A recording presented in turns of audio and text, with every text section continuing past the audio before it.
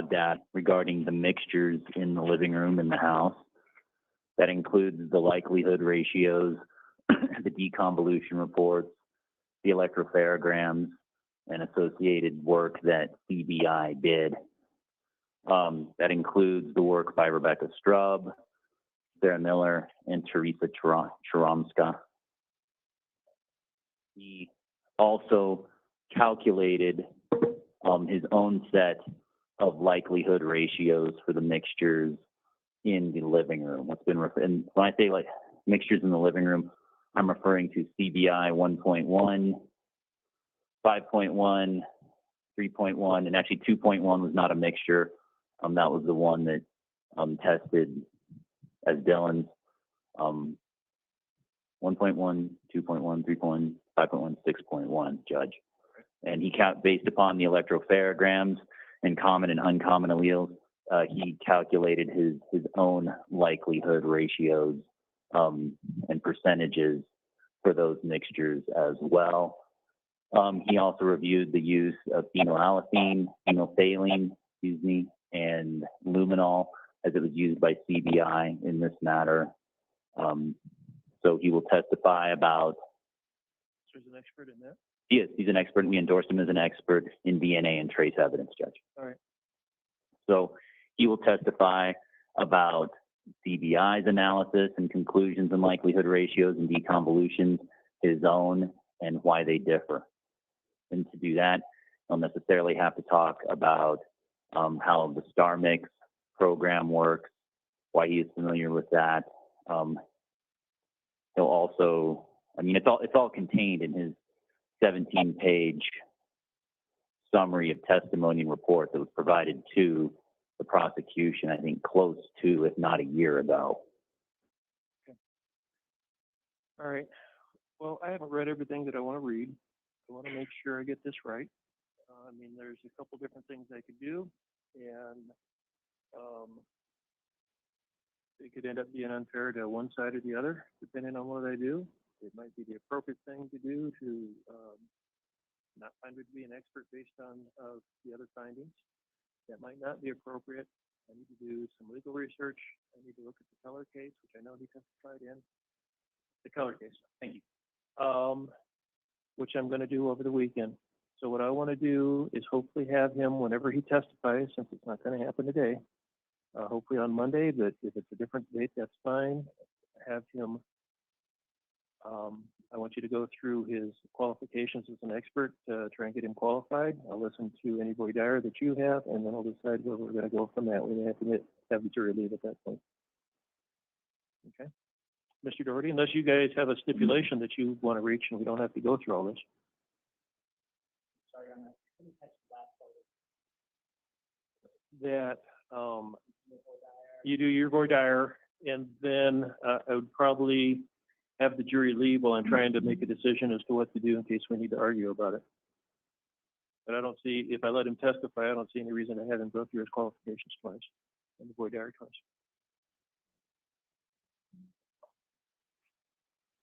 So, any concerns or questions about that? I think from talking to counsel, we might be on the verge of a stipulation. I don't think any of the analysis that I recited to the court, the prosecution is objecting to. Well, that was what I asked, unless the parties have a stipulation, and I didn't know if you did or not. Your Honor, what I had talked to counsel about is that if the court granted the people the opportunity to cross-examine Dr. Danielson on the issues that I addressed earlier, then I would not seek to block him as an expert in DNA interpretation. Right. And I want to be very clear, that's different than DNA analysis. And counsel and I had I think, productive discussion about that, where if Dr. Danielson was presented as a potential expert subject to the court's approval in DNA interpretation, not forensic DNA analysis, the people would not oppose that qualification. I'm doing that, although I believe I could. People believe they could, Your Honor. I'm doing that in the effort to give the defense an opportunity to present a full defense with an idea or a view towards how an appellate court might view this if we ever end up there. So I would not oppose that qualification, I would not voir dire on it, but I would seek the opportunity to cross-examine the doctor so that the jury can appropriately assess his reliability, as we discussed earlier. And the only thing I would say in response to what counsel said is the methods that Dr. Danielson used to evaluate star mix are his own, and I believe not validated. And he's also doing an interpretation of DNA results provided by CBI. And those two things go directly to the issues that he's struggled with in the past. And that's why I'd seek to cross-examine him on those. All right. Thank you. Is that a stipulation or not? You don't have to decide now if you want to wait till the end of the day, but we probably need to know today. Right. And my understanding from talking to counsel is that counsel's definition of analysis is when a qualified DNA expert takes the biological material and does an analysis of whatever is on that within their own lab. Well, I would assume that would also go into whether or not there was any criticism of the way it was analyzed, wouldn't it? I think that goes into interpretation, Judge. I think I wouldn't find that. I would find that's analysis. The way that the test was run, not what they said it meant, but the way that the tests were conducted. That's what I'm saying. I don't think he can testify under that certification. if he's only certified for interpretation. Correct. You agree with that, Mr. Doherty? Are you seeking? No, I agree with that, and I do think counsel, and he'll correct me if I'm wrong in saying this, but I believe he's trying to have Dr. Danielson say that he looked at the peaks and reached different conclusions about likelihood or percentages that the court's heard a lot about already. I think that's interpretation. Right. But to the court's point, I agree about the view where we start to touch on analysis. Yes, the court's correct. Yeah, interpreting what the raw data is fine. Right. This percentage, this is what this means. But in terms of the actual testing that was done or any criticism of that, that would not be part of that expertise. And respectfully, I think this begs the question, hypothetically, if Dr. Danielson says on a particular mixture, his analysis is one person contributed 40% and another person contributed 60%, and the evidence before the jury, according to CBI, is that the first person contributed 10% and the second person contributed 90%, the natural question, and one that he's qualified to answer, which falls within his expertise, very much so, is why are your likelihood ratios, your percentages different from star mix? And he can address that question because he knows how star mix works and he knows his own analysis. Again, that's interpretation. But it's the actual testing itself that gives you those values is what I'm saying. You can't criticize how they came up with that with this endorsement. And I understand. I'm not trying to be a pill here, Judge. When you say those values, the values that came from CBI, you can interpret. The values, their interpretation was the percentages. His interpretation will be something different. You can talk about the difference with star mix because that's an interpretation program, is my understanding, correct? Yes, Your Honor, the court's correct. and he can talk about why he believes in his expertise, his interpretation is different than star mix. But he can't, for example, and I'm using his example, say, well, these values are wrong because they had too much genetic. Right, because in the Dixon issue, I just did that because it came to mind. I'm not the same issue, but something that they did wrong to get those values. He cannot testify to that then with the stipulation. That's how I would interpret the stipulation. Can I take one more deep dive and ask? I'm not able to. No, it's fine. This is saving me a lot of time this week in the church stipulation, so I'm totally fine with it. Right. So I can't commit to the stipulation. I just want to make sure I'm understanding which way the court's trending right now. For instance, the court, depending on what happens during voir dire and qualification and whatnot, whether or not he gets qualified in analysis or only interpretation. No, the agreement is that it would be interpretation. Okay. If we're getting to analysis, there's no stipulation, is my understanding, and then I have to make the determination whether or not he's going to be allowed to testify or not. Okay. And go through everything else. Right. And under the court's current definition of interpretation and analysis, if he was endorsed or qualified only in interpretation, he would be precluded from saying when CBI said on this particular item that they had this quantity, this many nanograms of stuff, and that led to their conclusion, CBI's processing of this material leading to this many nanograms, this much stuff, is in error. That would be outside the realm. That would be analysis. That would be analysis. And if he was only qualified for interpretation, he wouldn't be able to say, for instance, they got the quants wrong, therefore all their numbers. He has to accept the values they gave. Okay. Okay, that's a simple way to do it. And Which I think I said. and I know, Judge, but I'm not. I ain't a PhD in genetics, and now I understand how the court's gonna define analysis and interpretation. And when we get a break in the action, I hope to meet with counsel and with Dr. Danielson and with Mr. Redwine and say, do we want to litigate this over the weekend, or Well, you're not litigating it over the weekend. I'm working on it over the weekend. I'm litigating it on Monday. right? Do you want to litigate this on Monday, or does this stipulation still breathe life into Mr. Redwine's defense, as we all discussed? So I appreciate the court's guidance on this issue. All right. And I can. And if you need a longer break to do that, I'm fine to do it. Okay. I think Early today, I don't care, because with Dr. Ha and who you have, are you going to go till 5 if you ever start? pretty close to 5. I think we're going to go Jerry Apker first, who will not be as long as Dr. Ha, Okay. and then Dr. Ha for as long as people want to be in the courtroom. We won't limit it by that. So with that, can we bring the jury up then? And I think we can. Thank you, Your Honor. Mm-hmm.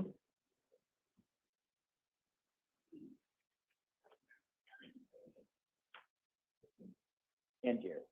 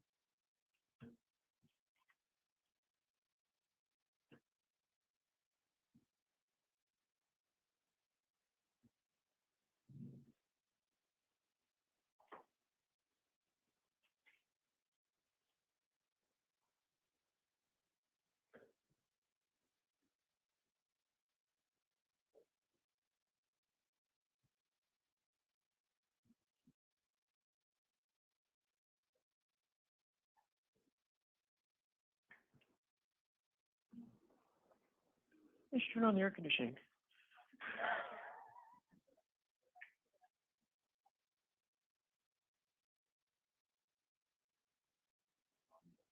All right, thank you.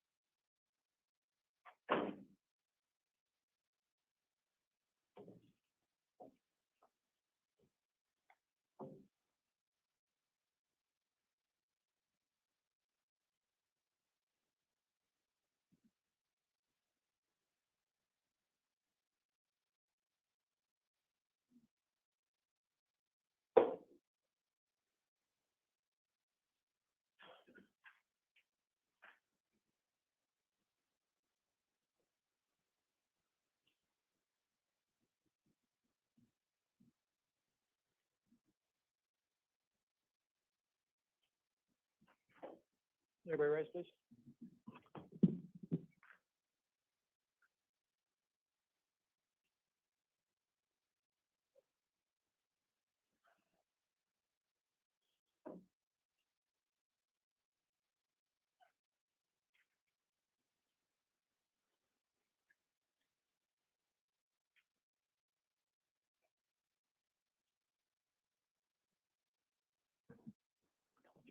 Okay, everybody be seated.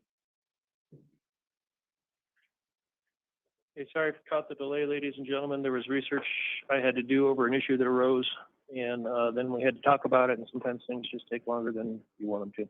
So, in any event, your next witness? Mr. Jerry Apker, please.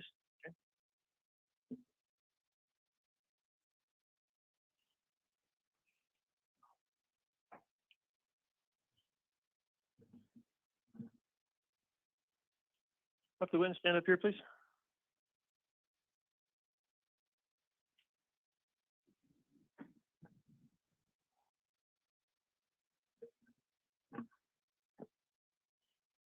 And raise your right hand before you sit down.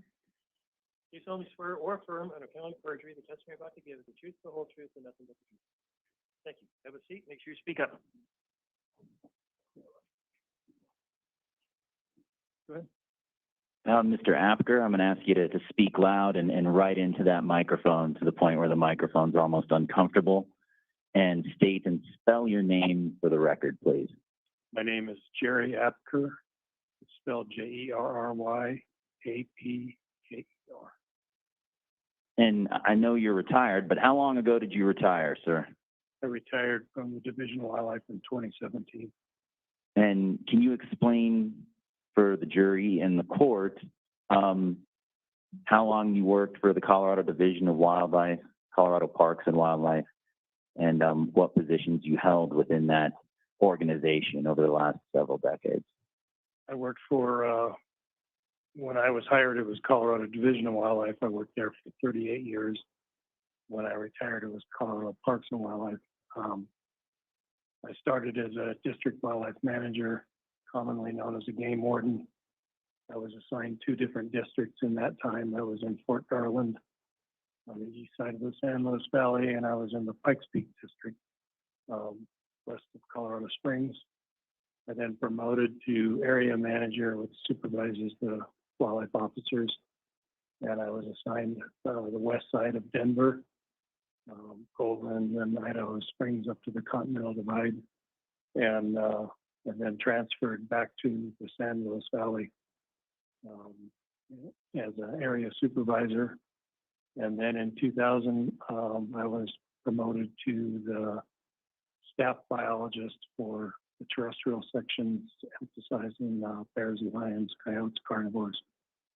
And starting with your first position with Colorado Division of Wildlife, can you say again what that was and tell the jury a little bit more about what your experience was in that initial position, please? So district wildlife manager, most people think of them as game wardens. It's the law enforcement officers that you see driving around in the trucks. In Colorado, the district wildlife manager position is a multi-purpose position. They have law enforcement responsibilities. They're fully certified as commissioned officers in the state of Colorado. But they also have education responsibilities, teaching hunter education, that kind of stuff, community relations, working with county commissions and city councils where necessary. In some cases, like in my circumstance, in Pikes Peak District, Fort Carson was in my district, and so I worked with the command structure in Fort Carson, and that included Pinyon Canyon Army Maneuver Site down in southeast Colorado. In this initial position with Colorado Division of Wildlife, and as a game manager, did that give you the opportunity to get in the field and observe game, carnivores, bears, mountain lions? Yeah, essentially my pickup truck was my office. I did have a small office in my home. I remember my first big game season, I slept in my truck overnight, probably more than I slept in my home, just trying to make a big impression on the district that I had, which was at the time kind of considered one of the most dangerous districts in the state. Why is that? There was a lot of poaching involved in that historic area. There was a major land grant, one of the biggest land grants, Spanish land grants in Colorado, had been divided into 2 large ranches. One of the ranches, there was a lot of historic use from the original settlers, which were Spanish settlers, the original town of San Luis. and there was a lot of historic poaching that went on in that area. And then, as you testified, you got, I assume it's promoted to area wildlife manager, and that was in the San Luis Valley from about 91 to 2000. Is that right? Yeah, I was in Denver from 1990 until 1992, then transferred back to the San Luis Valley, where I started as a game warden in 1992, and then was in that position until 2000. And what were your supervisory duties, research duties, interaction with wildlife work tasks when you were an area wildlife manager in the San Luis Valley? So the area manager's job is to translate the Division of Wildlife's mission statements and management strategies, long-term management strategies, into plans of action in your local geographic area. In the case of the Denver West, it was all that area west of Golden down to about Douglas County, up west of Boulder, included an awful lot of dealings with city councils, county commissioners, as well as the wildlife commission at the time. And in the San Luis Valley, it covered the entire San Luis Valley from the headwaters of the Rio Grande all the way to the state line and all the way up to the spine of the Sangre de Cristos. While I was in Denver, the Division of Wildlife experience had to go through its first ever mountain lion fatality in the attack on Scott Lancaster.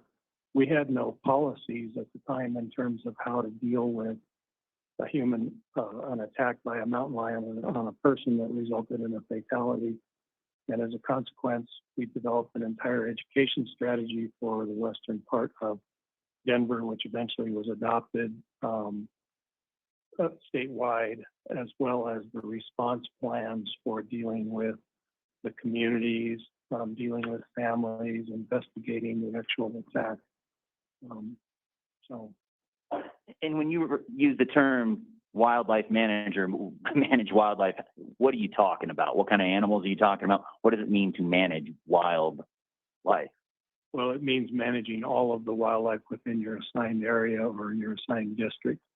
So it includes all of the aspects from, as a district wildlife manager, it included getting in the helicopter and conducting helicopter surveys and censuses of both deer, elk, pronghorn antelope, occasionally bighorn sheep, surveys of bald eagle roost sites, surveys of duck and geese, wintering populations in the San Luis Valley. In the area west of Denver, it included, west of Colorado Springs, it included Pikes Peak and one of the most historic bighorn sheep herds in the state of Colorado. And as a district wildlife manager there, I developed a survey methodology that's actually still being used today and provides us one of the longest databases that we've had on any of our bighorn sheep populations. Kind of proud of that one. I guess I'll give myself a pat on the shoulder.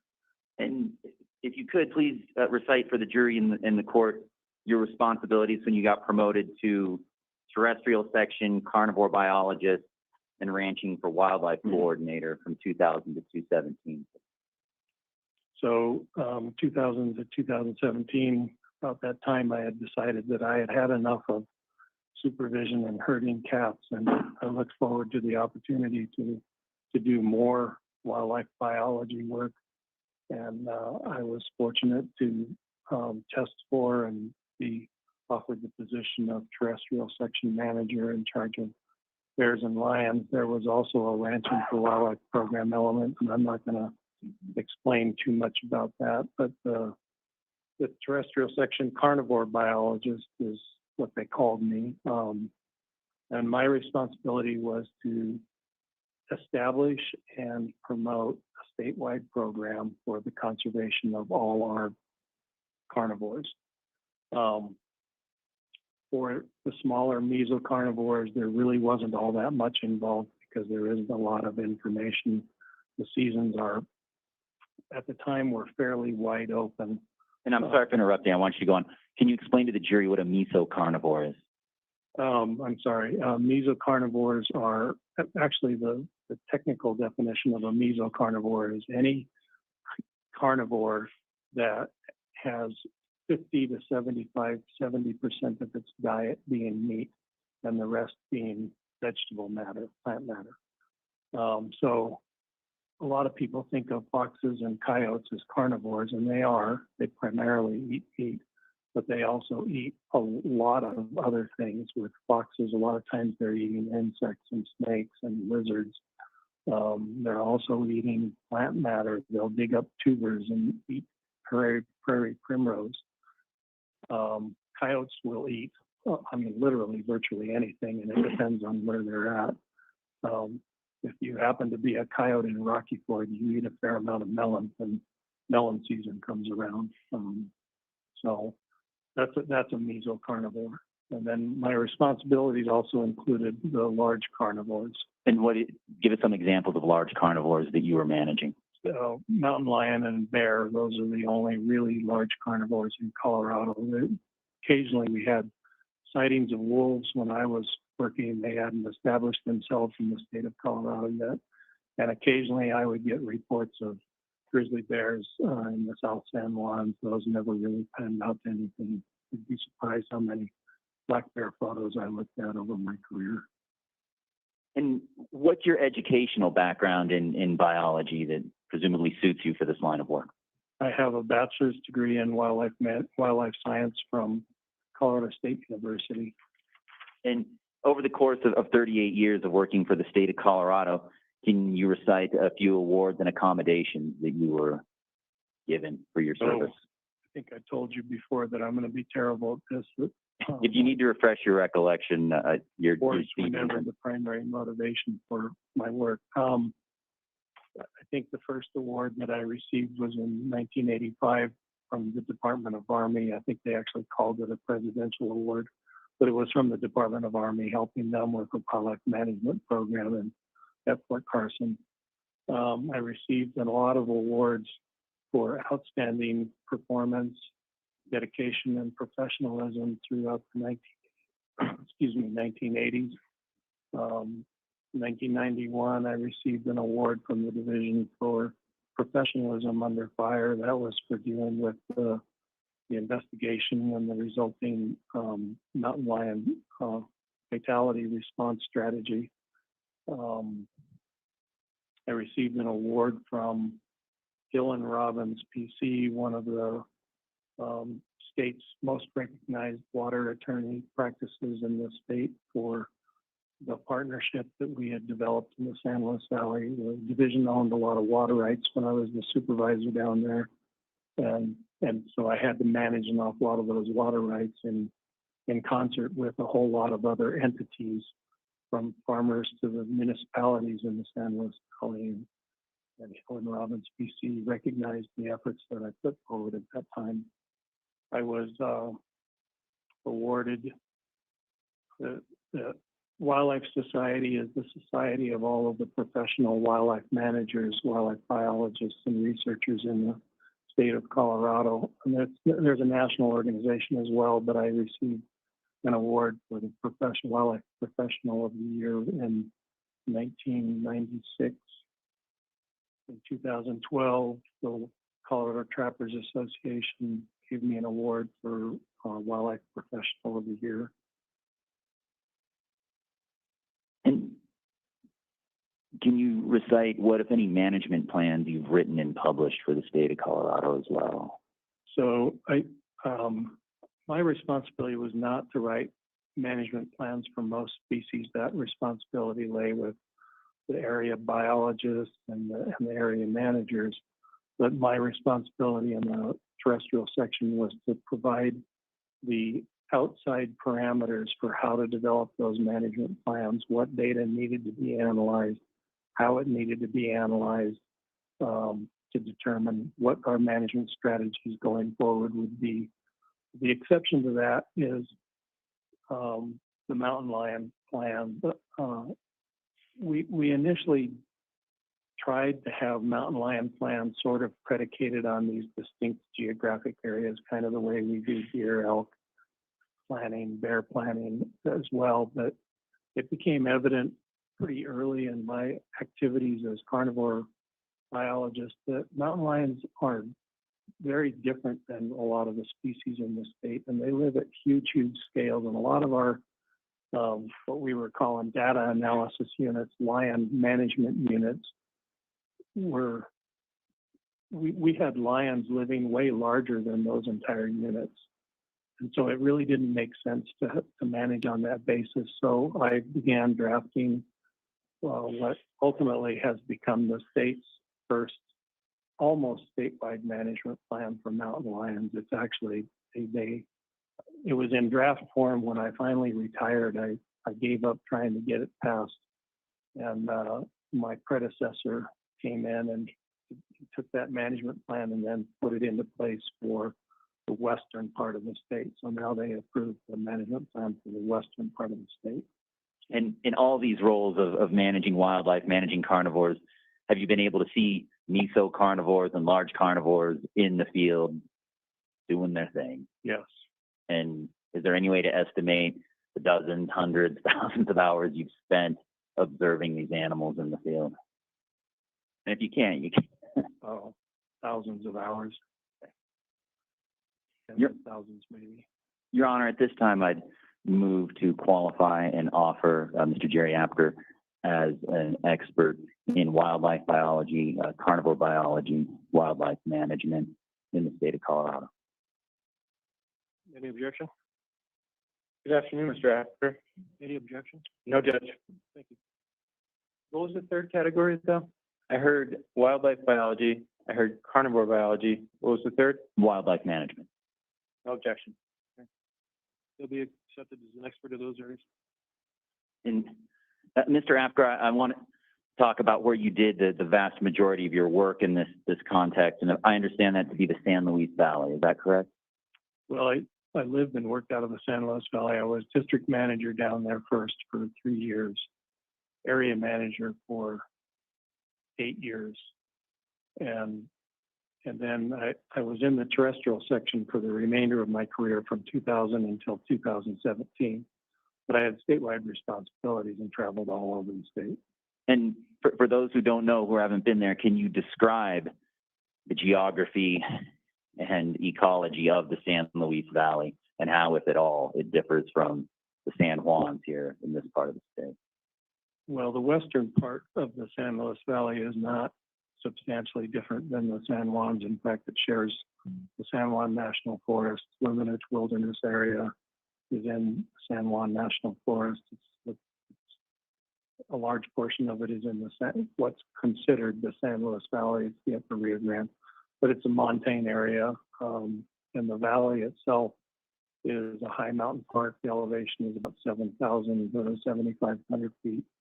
It's pretty flat all the way across the valley, but all of the areas around it, Sangre de Cristos, all the way up north to Poncha Pass and then over to Wolf Creek Pass. It's all montane. And safe to say that the species that do their thing and live in the San Luis Valley are the same species that live in the San Juans and in the Vallecito area here in this part of the state as well? Yes. And can you describe for the court, based upon your expert opinion, what animal scavenging is?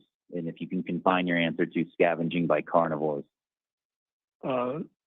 Scavenging by carnivores is simply the utilization of an already dead carcass for its food resource.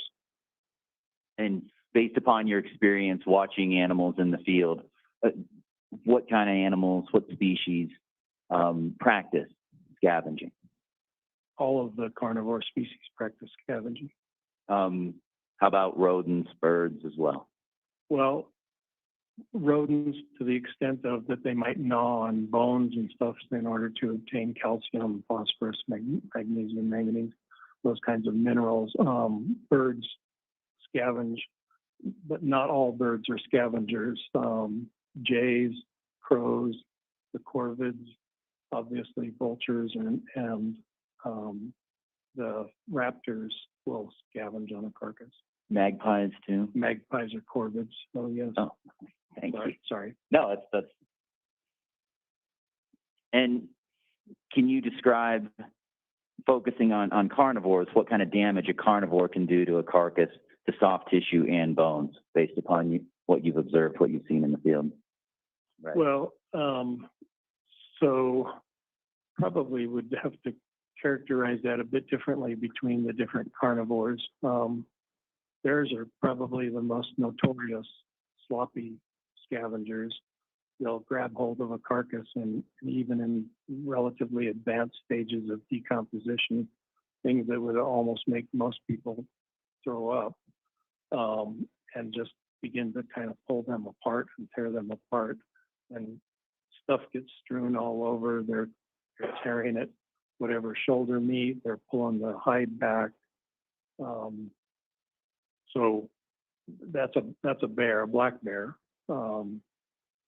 Mountain lions, comparatively, both in terms of scavenging as well as in terms of predation, are the most probably fastidious in terms of their behavior, and they will less frequently drag a scavenged carcass very far, but they'll drag it a little ways underneath some shrubs and stuff, and then they'll take a meal.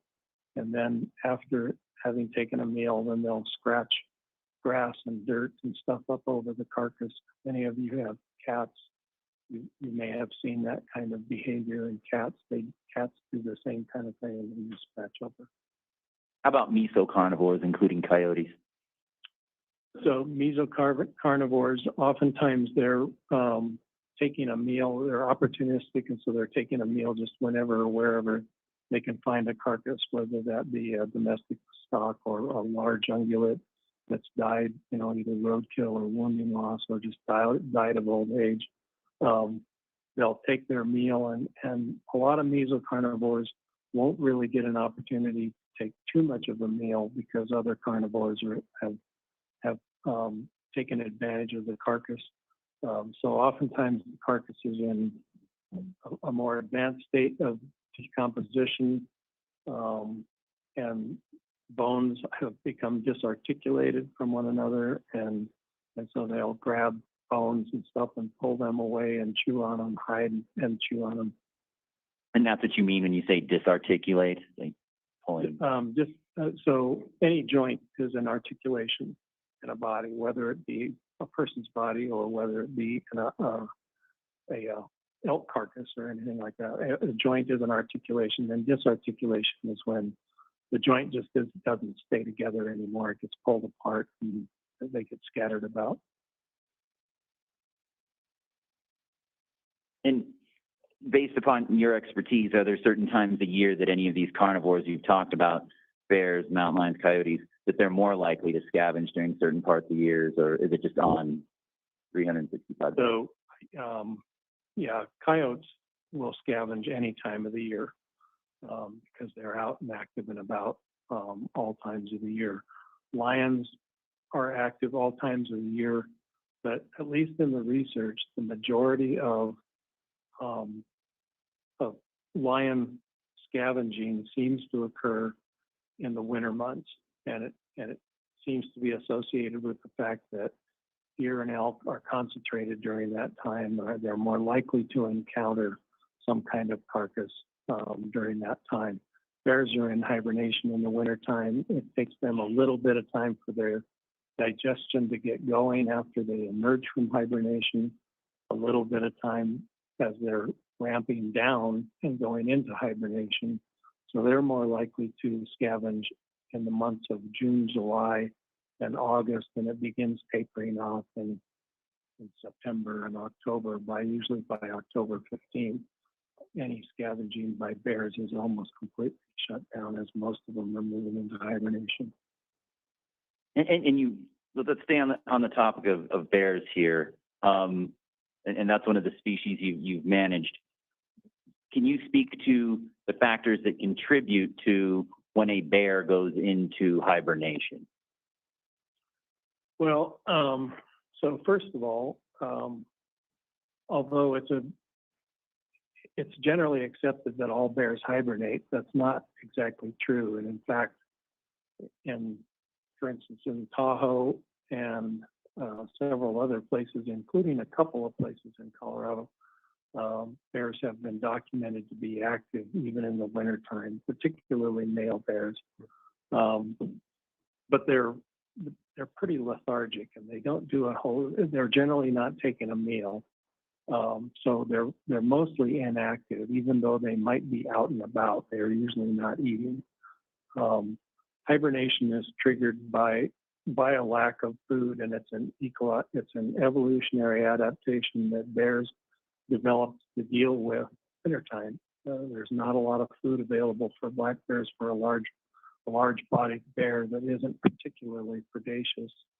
And so, since they're eating mostly vegetation, there's not a lot of good nutrition in the vegetation in the wintertime. So that's what's evolutionarily resulted in bears utilizing hibernation as a means of dealing with the lack of winter forage. And is hibernation dependent on the individual bear, or the bear is all like, oh, it's this day at 12 o'clock, let's all go hibernate? Hibernation is different amongst different age and gender classes and reproductive status of bears. Going back to scavenging, I want to talk about, based upon your expertise, what's the largest distance radius that you've observed or aware of a bear dispersing carcass remains? The furthest that I'm aware of is about a quarter to a half a mile in a domestic sheep carcass situation.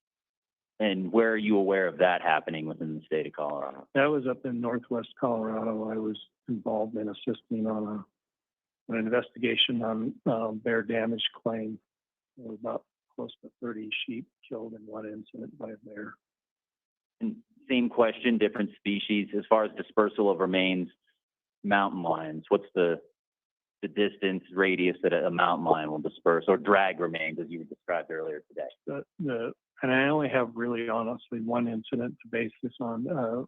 But I know that most mountain lions will not take a carcass a very long distance, 100 yards, 200 yards in most circumstances.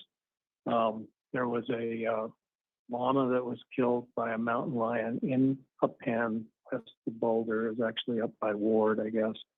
The mountain lion jumped into this pen, a 6-foot fence around it, killed the llama, jumped out carrying the llama and drug it about a quarter of a mile, maybe as far as a half a mile, up over a hill and stashed it underneath a ponderosa pine and took it several meals there. We actually traced that back. And I take it bears and mountain lions don't need to drag these materials that far because there's no other species out there that are really going to try and usurp the material from them. That's correct. And when we're talking about usurpation of remains, what does that mean? Usurpation is usually when a smaller animal that's scavenging or has made a kill, and a larger or more aggressive or larger numbers of that animal come along and usurp that kill or that dead carcass. And I'll give you an example of when I say more animals in the Yellowstone area, wolves usurping kills by lions is relatively common. It's also one of the reasons we think evolutionarily that mountain lions tend to fear canids, because wolves tended to be more aggressive towards mountain lions and mountain lion kills. Also in Yellowstone, grizzly bears usurping kills of or a scavenged carcass by black bear has been noted and really common. Here in Colorado, we don't have those. Well, I should say an exception because since I retired, we now have a pack of wolves apparently in Jackson County in North Park. But I never had to deal with the experiences of observing wolves, grizzly bears usurping carcasses, and bears and lions appear to utilize the landscape. Black bears and lions appear to utilize the landscape differently, so they don't usurp carcasses usually from one another. How about from coyotes? They can from coyotes easily. And safe to say, when we're talking about all these species, coyotes, mountain lions, bears, when they're hunting, scavenging, traveling, are they trying to maximize efficiency? Energy efficiency, yes. Yes, and explain to the jury what you mean by energy efficiency. So there's three driving factors that really affect animal behaviors. One is predator avoidance, one is food gathering, and the third is reproduction. Those are the three things that really motivate animals. And then all that, the thing that's really most important, or one of the things that's really important to them, is conserving energy, because you never know when you're going to get your next meal when you're a wild animal. So conserving energy is very important, and the only real exception to that is in terms of reproductive behaviors. Oftentimes, it's worth expending extravagant amounts of energy in order to be able to reproduce in the wild. But in terms of food gathering and predator avoidance, animals always operate with a, and I hate to use the word mindset because wild animals are not people, but their operation is always to conserve energy to the degree they can. And you said a couple of concepts there I want to follow up on. You said you're hesitant to use the word mindset, and that wild animals are not people. As a wildlife biologist, as someone who's managed wildlife, managed carnivores, can you identify general trends and generalized behavior in these species we've been talking about today? And I'm not talking about scavenging or anything like that, but is it possible to identify just in general what general behaviors are for species? Oh, yes, it is. And when we're talking about generalized behaviors of wild animals, are there some individuals in those species that don't conform to those generally observed behaviors? Yes, and I think maybe I can give you an example. In my career, I think I've probably trapped close to 75, maybe 80 bears, maybe a little more than that. But and we have to trap as a wildlife officer or as an area supervisor. We've had to, and even in the carnivore, as a carnivore biologist, I assisted field officers in trapping situations. We have to trap and move them when they get into conflicts. We have a 2-strike policy, and I almost am ashamed to take honor of having helped write the 2-strike policy because it's always controversial. But in that process of trapping that number of bears, I have seen the behavior of bears behaving like puppy dogs in a trap, that you could literally probably have reached your hand into the jab ports and petted it on its head, and it would have cowered away from you in doing that. I've also had bears where you were almost afraid to even walk up to the bear trap because they were just roaring and knocking at the sides. And when you tried to jab them, I had one of them grab the jab pole after I stuck it and actually snapped the jab pole in half with just biting it. So they can become really aggressive, or they can behave very shyly. The vast majority of them tended to just kind of cower away from you in the trap. And so you can take that same kind of behavior and translate it into the wild. Some bears are more aggressive than other bears. Generally, males tend to be more aggressive than females. But most bears, for instance, with humans, in a face-to-face situation, most of the time bears will run away from you. And you're describing one example of one type of behavior in a species, if I'm understanding you correctly. That's correct. And this dynamic that you can't apply certain rules and certain known behaviors to all the individuals in a particular species. Is that an accurate statement? Yeah, yes, it is. I want to go back to dispersal of remains because there's one species we didn't talk about, and that's coyotes.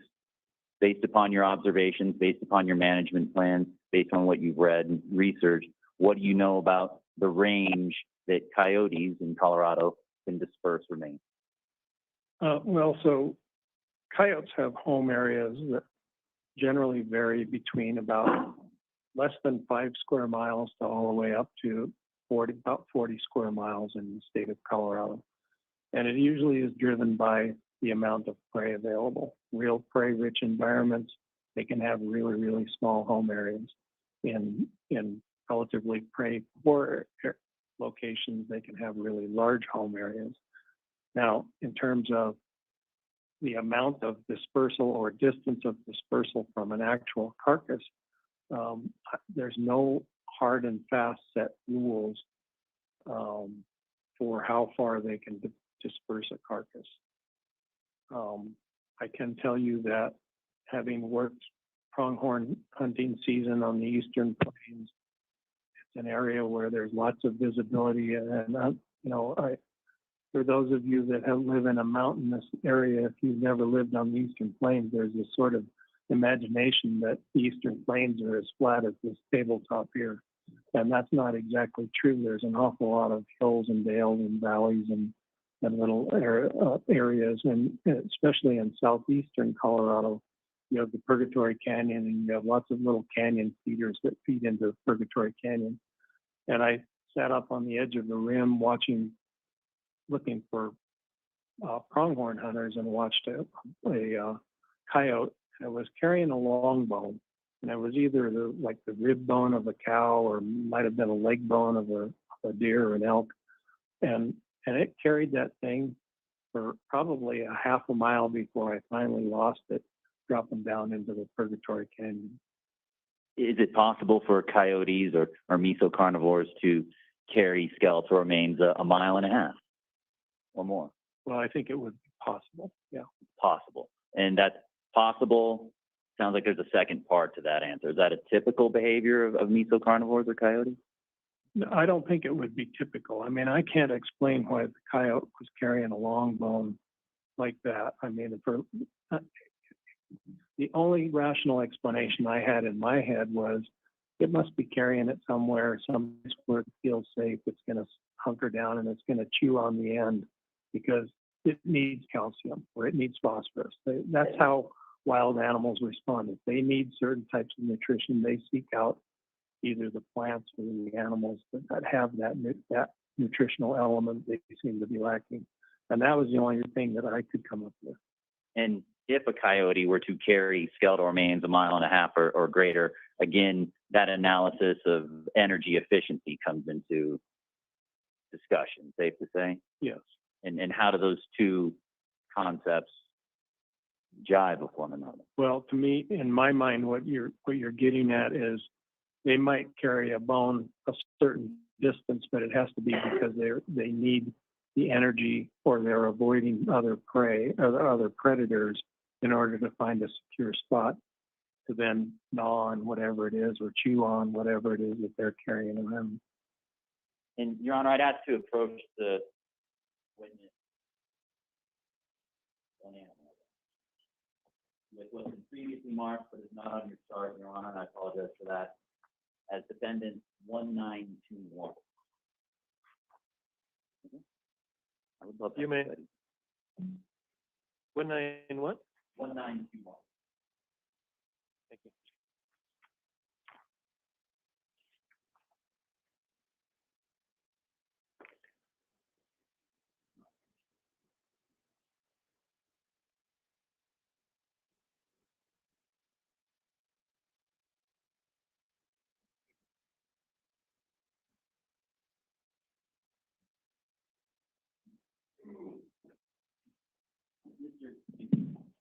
Mr. Appler, do you know what this is and what it's portraying? Well, it's a topographic map, and I can see portions of Wimminich Wilderness is defined in that area. And do you know how to read a topographical map? Yeah, in terms of the contour lines and whatnot, yes. And does this map appear to be a fair and accurate representation of these portions of the Wimminich Wilderness? Yes. I'd move to admit defendant 1921. No objection, Your Honor. Submitted.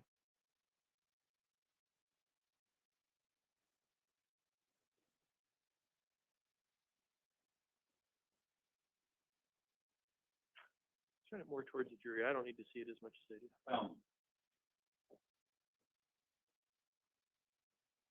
Can you see Mr. Johnson?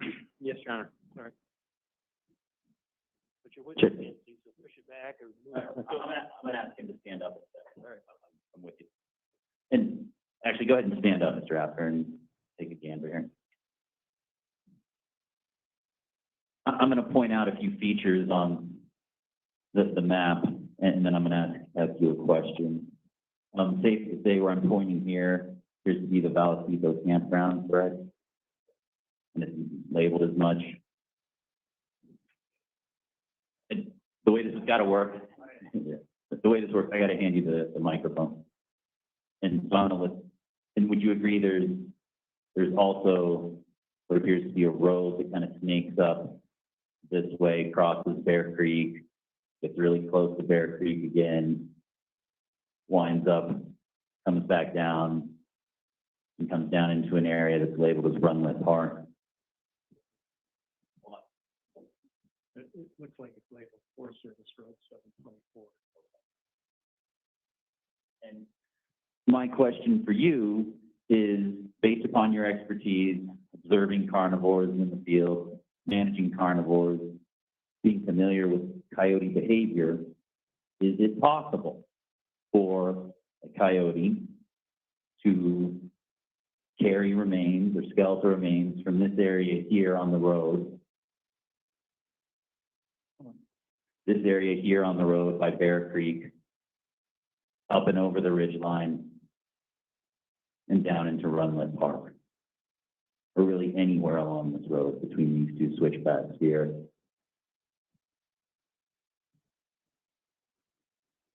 Well, okay, so I'm looking at Runlet Park, anywhere between 10.4 and 10.6 elevation. Or even below that as well. Okay, 10,000 Mr. Agnew, feet. you need to stand off the side a little more so we can hear you. Okay, I'm sorry. So Runlet Park, and the elevation here is anywhere between 10,000 and 10.6. And you said from over about here. This stretch of road 724. Okay, well, let's just take the lowest elevation. You're talking about somewhere between 9,200 feet to 10 to 1,000 feet of elevation gain. A coyote would never go in a straight line right up and over the ridge. It would probably side hill along the ridge and then up into the area. So it's actually something more than a mile and a half distance wise. But that's entirely possible for them to, I mean, physically they can do that. There's no problem with that.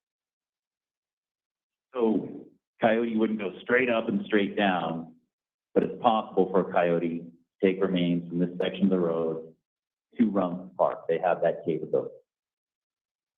Yes, yeah, it could go either way, either up and over around this way or over around this way. And the elevation is fine for a coyote. I've seen coyotes go timberline.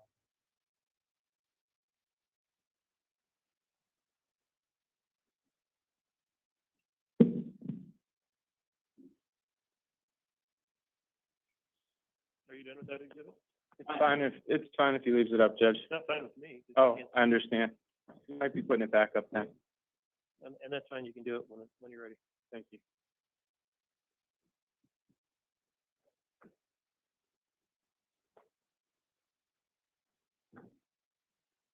Now, I think, if I understand what you're saying, you wouldn't consider this to be typical behavior of a coyote to carry skeletal remains that far. No, I wouldn't. But you're not excluding that as possible behavior as a coyote, if I understand you correctly. No, I mean, honestly, I almost, at this point, I'm retired, but at this point in my career, I almost don't discount any behavior. I mean, I know that we have wild animals, you always sort of say, this is the normal and typical behavior. Well, normal and typical for black bears is to have a litter of 1 or 2, maybe 3 cubs. But I know it's been documented in the eastern United States as well as in Utah and California. Bears have had as many as 6 cubs. So, you know, normal and typical behavior, that's a physiological function. So in terms of behaviors, I would expect behaviors to be even more diverse. So is it normal for a coyote to carry a bone a long distance? No, it's not really normal, but is it possible? Certainly is possible, but I can't give you probabilities or anything like that. And if I understand correctly, you're unaware of any hard and fast rules as to how far a coyote would carry skeletal remains. Yeah, I'm not aware of any kind of research or documentation. Nothing further, Judge. Mr. Johnson? Thank you.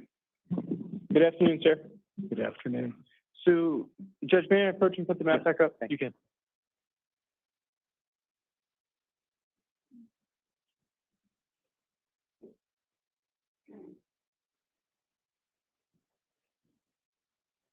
So, sir, with the map in mind, and we'll talk about it specifically in a minute,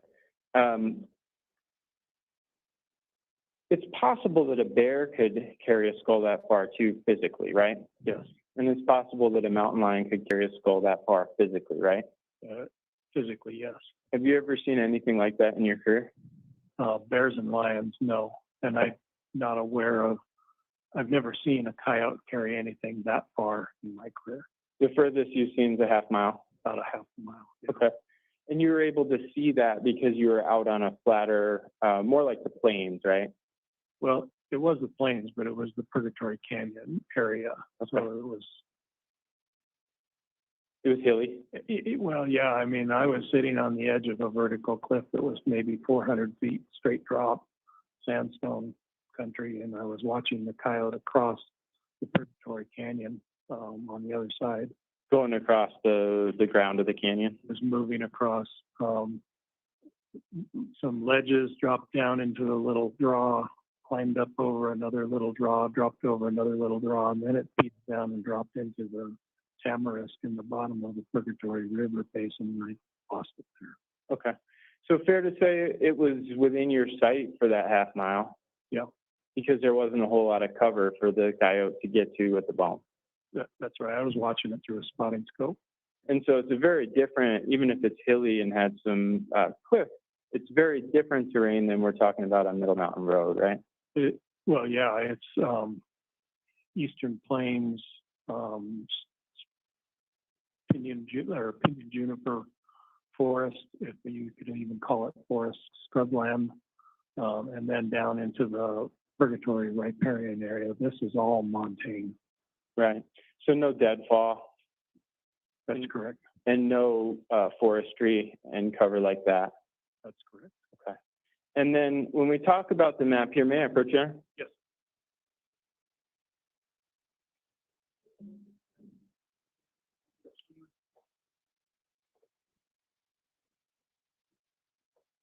Before I approach the map, have you ever been to Middle Mountain Road?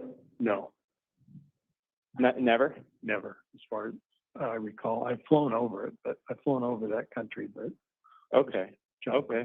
So you didn't go to the Redwine residence in this house to look at what the terrain was like there? no, And you didn't go to the remain site or the skull site to look at what the terrain was like there? no. All right. But we have the map. We'll talk about the map. May I approach, Your Honor? You may.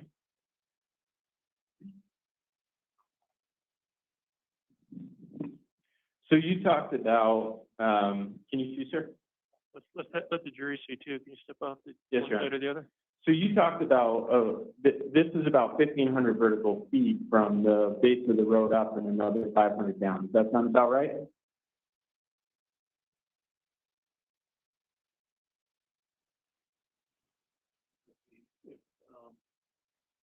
So give me the starting. Right on, this would be Middle Mountain Road, and we would be down about here on Middle Mountain Road, going over this ridge line here into the park down towards the bottom.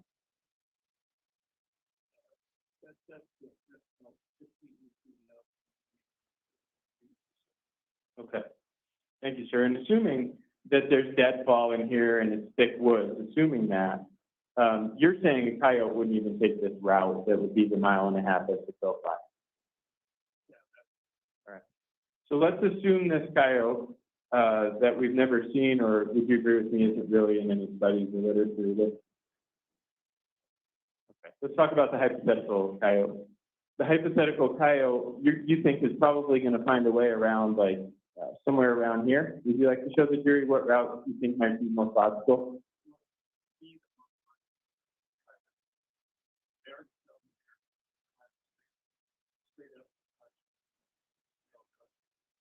They're gonna follow along the side.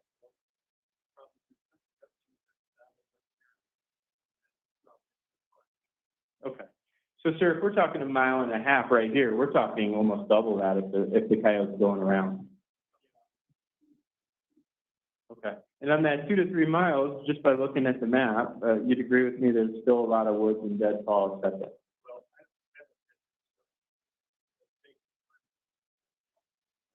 Let's stick with the hypothetical coyote that's going 3 miles with a skull. This is going to be, let's hypothetically say this is stick with woods and deadfall. That coyote's going to consider that kind of thing before it takes that action, right?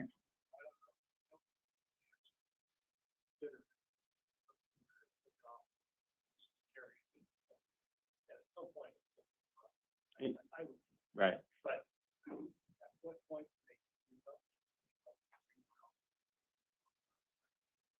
Okay. If you want to grab a seat, I'll talk from the lectern. Can you take that down again, please? Unless you need it.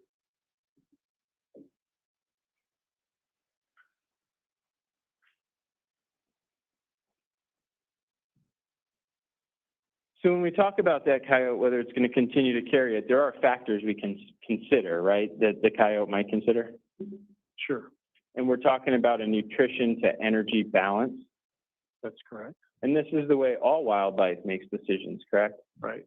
So if a coyote's considering whether to go 3 miles with a skull over dead fallen trees, might one consideration be how much nutritional value is actually in that bone? That's true. And might one consideration be if there's a place closer that that coyote can get cover and eat that bone? I think they would consider that, depending upon how far they're in their home range, how safe they feel within that area. And might the coyote consider the amount of energy it's going to expend to cover that terrain with that item to get where it's going? Well, sure. It's all, like I said, it's all an energy balance type equation. Okay. We talked about, or Defense Counsel talked about bears. Is it accurate to say that you've seen bears typically within a 1/4 mile dispersal pattern when they are scavenging? Yeah, 1/4 to 1/2 mile. You've never seen it out to 1.5 miles? No. And lions are less, they're 100 to 200 yards? Yeah, with the exception of that one predation event, the furthest I've ever even tracked back from a dead carcass to where we think the kill site was 100 yards. Okay. And they cache their prey, right? They'll take the whole body and cache it under something. That's where they'll feed, and then they're done. Yeah. And when we're talking about bears, you know Heather Johnson personally, right, Dr. Johnson? Yes. And you're aware of her study up in the area in the winter of 2012? Mm-hmm. And you'd agree that the bears in the area in 2012 were hibernating by November 15th of that year? Yes. And you'd agree by October 15th, they're not really feeding anymore? They're slowing down. They've slowed down a lot, yes. So when we're talking about a bear in Tahoe that maybe doesn't hibernate, for example, is that a pretty unlikely and unusual example? Well, yeah, it's very unusual for a male bear not to hibernate. Okay. And it's even more unusual for a male bear not hibernating to be feeding. Right. Because in the winter, they're shut down even if they're not hibernating. Right. So that would limit the likelihood of a bear either dragging food or any kind of kill at that point in time. Yeah, in the wintertime, I would say a bear doing that kind of thing would be almost the rarest circumstance I've ever seen. Okay. And we talked about a few of the rarest circumstances today, right? Sure. In terms of mountain lions, you gave the jury the most unusual example you've seen where it carried a llama a 1/2 mile. That's correct. And we gave the jury the most unusual scenario you've seen where a coyote carried a skull, or I'm sorry, it was a bone, right? A long bone. Yeah, it was a 1/2 mile. about a 1/2 mile. And you'd agree with me that a coyote's going to prefer a long bone or something like that to a skull, for example? Yes. And we talked about the most extreme or the most unlikely and unusual example of a bear in Tahoe, right? Yes. Okay.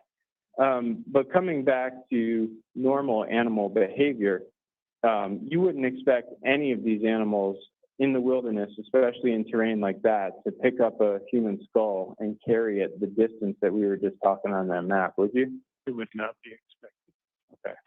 And I think you used terms when we previously talked that it'd be unusual, an outlier, or not typical behavior. Does that sound right to you? That's correct.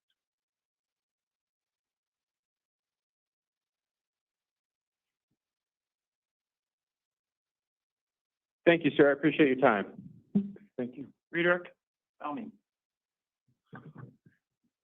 Let's talk about the most famous coyote ever from Purgatory Canyon.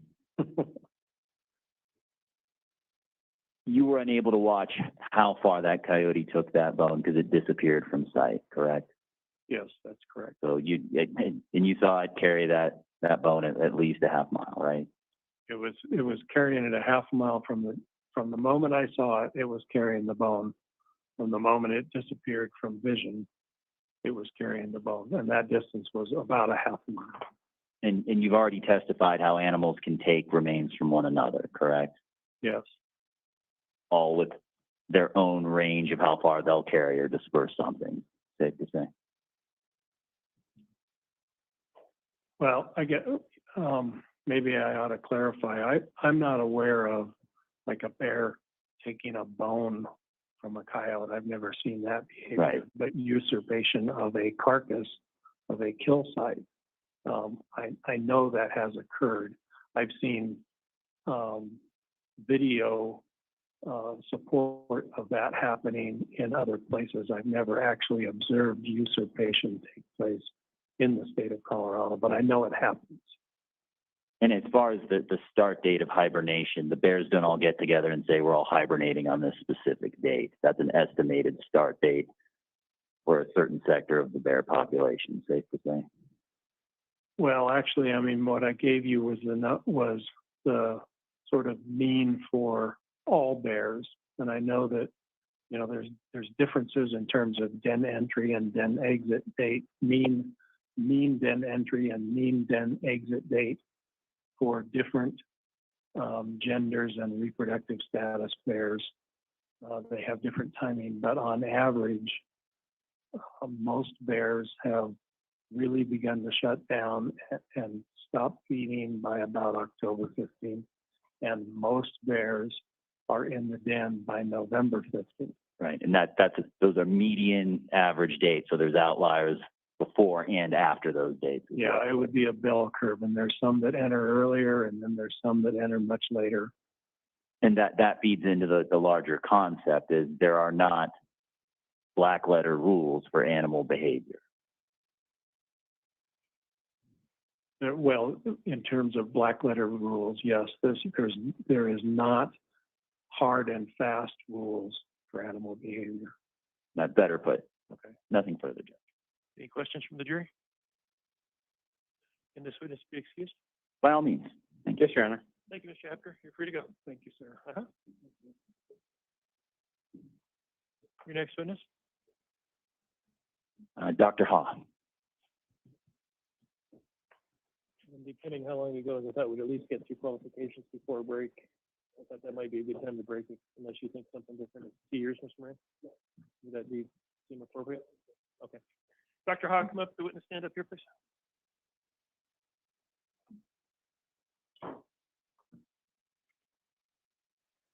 And if you would raise your right hand before you sit down. Do you solemnly swear or affirm under penalty of perjury the testimony you're about to give is the truth, the whole truth, and nothing but the truth? I do. Thank you. Have a seat.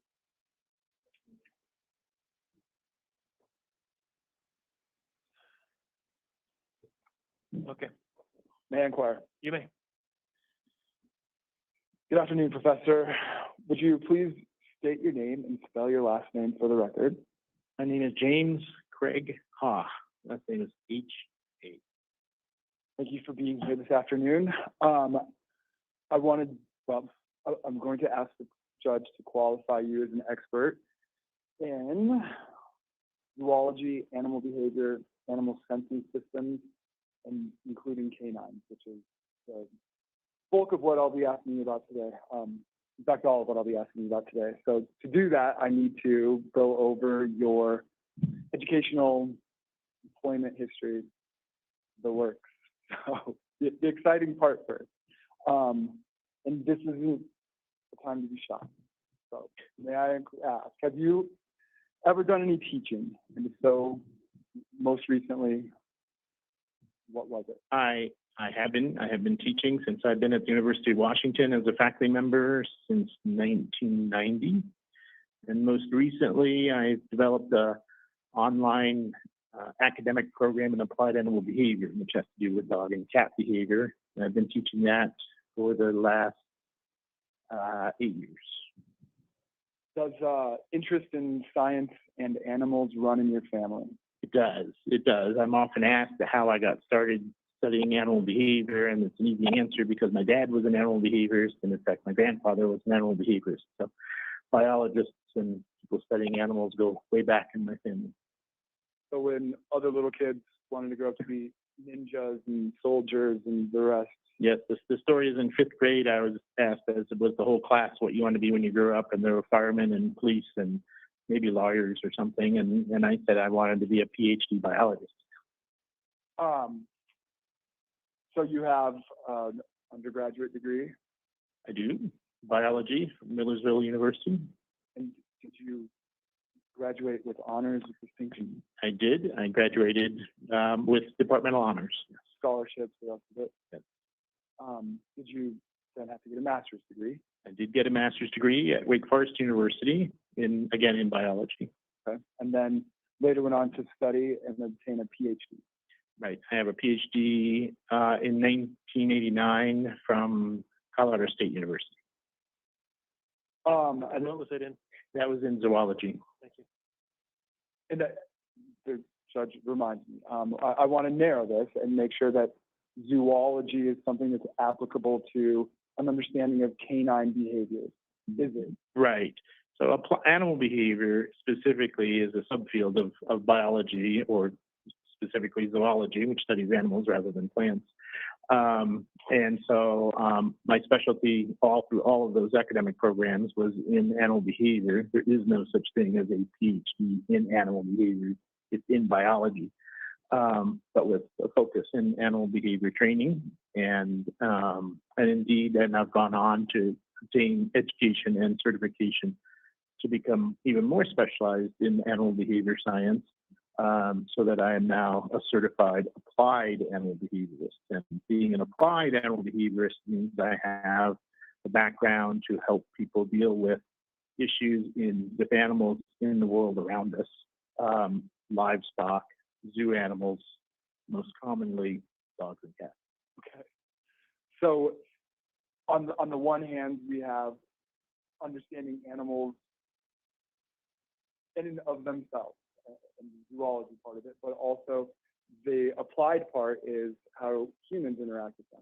That's correct. That's correct. Or how humans impact animals, or how animals impact humans, and the human-animal bond, whether that's detection dogs or therapy dogs or really badly behaved dogs in your house or whatever.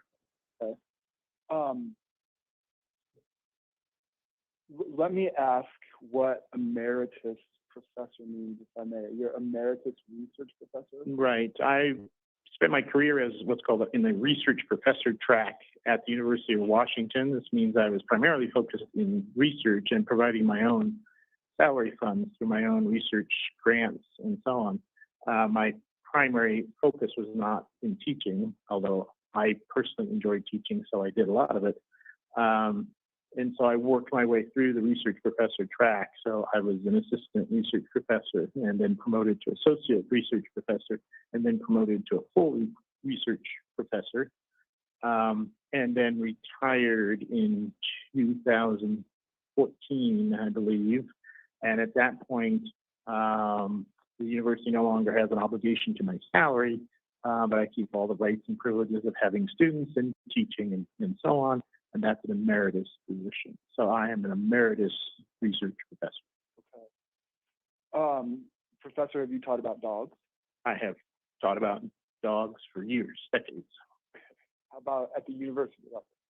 at the university level, and that's the program that I specifically designed and currently teach is in applied animal behavior, and almost the entire program is about dogs because that's where we have the most time. Any of those students that you work with, specifically with dogs, graduate students, or are they primarily undergraduate? Oh, they're undergraduate students, they're graduate students. We have veterinarians that I teach, veterinary technicians. Many of our students are overseas, so I have a judge from Chile who's in the program because they want to establish a program with dogs and helping in the courtroom. So it's a very wide variety of people. And your business, as I understand it, was something started, or maybe you were able to put more energy into it after you retired. Yes. I started a consulting business sort of on the side of my faculty business, going in homes and helping people with dog and cat and parrot and weasel behavior issues, sort of on a one-on-one basis, mostly as a service for the local veterinarians who don't have a lot of behavior training. So I ran that, and it was a great opportunity to teach students. So, and I've been able to expand that consulting work so that work is now spread into, since I retired, so the work is now spread into more consulting work, expert legal witness work. I can have or am consulting with several different academic programs on research on dogs right now. So expertise or doctorate in zoology lends itself to, well, that gives some understanding of animal behavior, and then that lends itself to teaching humans how to interact. Objection, these are leading questions. You have been Does leading. that, You have been leading, so please stop. does that help with, talk to me about how a doctorate in zoology helps them with an understanding of animal behavior and how to apply that to humans and how humans interact. So a degree in zoology gives you the broad background. In other words, the kind of education I have to get is in things like animal physiology, how the sensory system works, how the brain works, how hormones work, how the muscles work in all kinds of animals. And likewise, I have background in evolutionary biology. I have a background in sensory systems. You get into specialized courses in reproduction and genetics, and this is all covered. And we're covering it in zoology, so that means for all animals. My interest, of course, were particularly focused on the behavior part and how all these other zoology factors influence the behavior of an organism. And so I was particularly focused on what this all had to do with behavior, and took a large number of animal behavior courses as part of my zoology training. And then, of course, you continue to learn as new research data comes out. You're staying up to date on the research journals. So a lot of what a PhD in zoology gives you also is the background to be able to stay up to date with the latest research. And so we like to say that, we're a student forever because we're always learning from the new research that's constantly coming out. Professor, are you up to date? I am very up to date, and one of the things I enjoy about teaching is that you have to stay very up to date to teach, because if not, the students will catch up. May we approach this? Yes.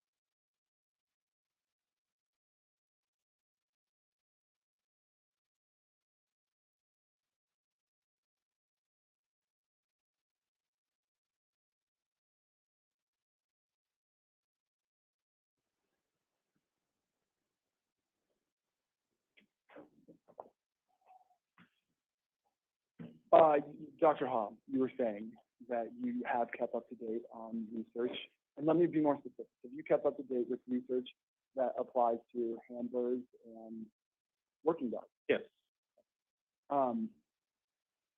Have you received any research grants, and specifically as they relate to working dogs, handlers, that kind of stuff? Yes, I consult for a couple of different organizations. So when you say working dogs, it's a broad term because there are many jobs for dogs. So I do a number of work and receive grants for work with courthouse facility dogs, the use of assistance dogs in the courtroom to support victims. More specifically to the point here, I'm currently a co-principal investigator with Dr. Donnie Stedman at the University of Tennessee Knoxville's body farm, and currently are designing and getting ready to preparing to execute a study specifically on cadaver dogs and the performance of validity of cadaver dogs. And that is a facility that Dr. Arpad Voss is some association with. Oh, yes. He was addressed by one of the witnesses previous to your testimony today. So the University of Tennessee is where they're doing sort of the most groundbreaking, or is it the only body farm in the country? No, it actually is not. Oh, But okay. creepily enough, there are a number of body farms. It's become a very popular and important research project. And so there are several other body farms around. University of Tennessee, Knoxville certainly has the first and the largest and the best funded and some of the most groundbreaking. That's the one I've come across. Yeah. So I got the idea. Okay. So what yourself and Dr. Stedman, Yes.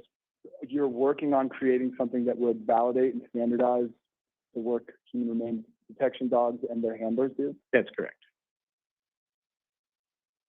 And where's the funding for that coming from? That will come from the National Institute of Justice, the U.S. Justice Department. Is that also referred to as the Department of Justice? Department of Justice. And why are they funding that? Well, because there's a real shortage of research on dogs in general. I lecture often. Objection, I'd like to approach again, please. Well, I was waiting for your objection. I don't know that you need to. Are you going to go any further with this right now? No. All right. Does that take care of you for now? For now. All right. Have you ever spoken at an annual convention or annual conventions for behavioral analysis related to dogs? I have. Okay. Have you spoken internationally with respect to or lectured on applied animal behavior relating to dogs? I have. I've traveled in Brazil and been invited by the government of Brazil to speak on this, and also in Australia. Have you ever been published in zoology in general? I have. Have you been published in journals related to zoology and your understanding of dogs? I have. Have you been published in journals with respect to dogs and their interaction with humans? I have. So journal articles respecting dogs and handlers. Yes. Is that redundant? Pardon me if it was.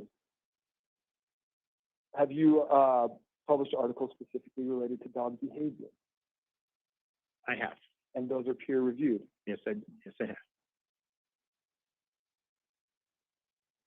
Can you tell the jury how many times you've given scientific presentations related to dogs? No. You need to count. Dozens, and quite a large number, and I give them both at the academic level as well as at the public level. I have a public education program, seminars that I give to owners through our local shelter. So I've given lots of lectures about dog behaviors all over the world to lots of different levels of people. Have you presented and written with respect to canine cognition? Yes, I have. To whom? To whom? Canine cognition part of it was that international conference that you mentioned. I've given presentations at our national scientific organization, the Animal Behavior Society. I just finished, a little while ago, I finished my first book in dog behavior, and that certainly talks about canine cognition. and sensory systems. Have you written any books about dogs? I have. So I've just published my first book, and I'm delighted to say we just heard that it's being asked to be revised for second edition. Congratulations. So any other books that you've written, and then what were the topics? I have a textbook in statistics of all the boring things, but a very well-reviewed statistics textbook, and my wife and I are currently working on a second book on dogs, and particularly in breed differences and what we know about the science or lack thereof of breed differences amongst dogs.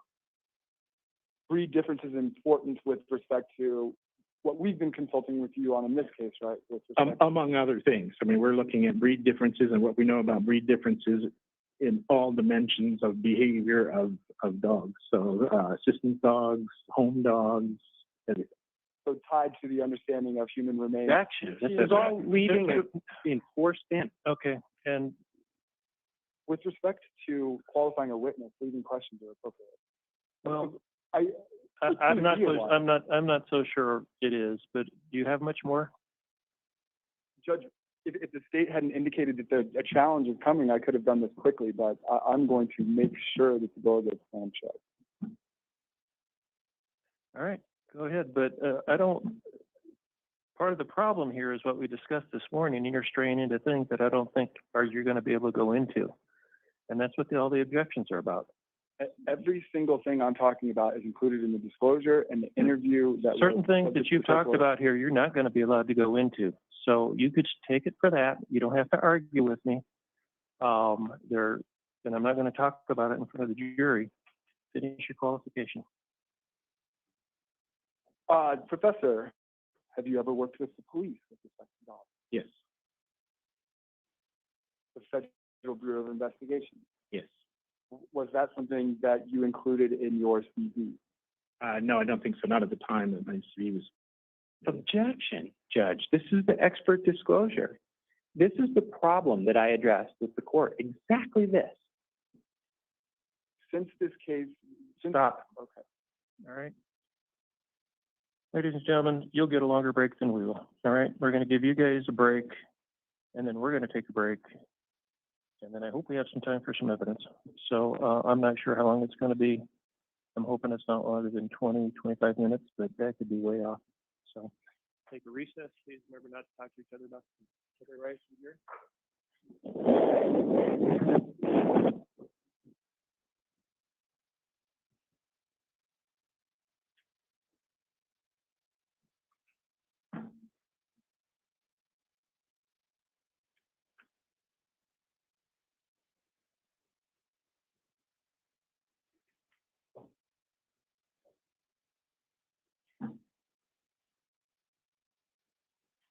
Everybody be seated. I left the stuff I in the punch shower.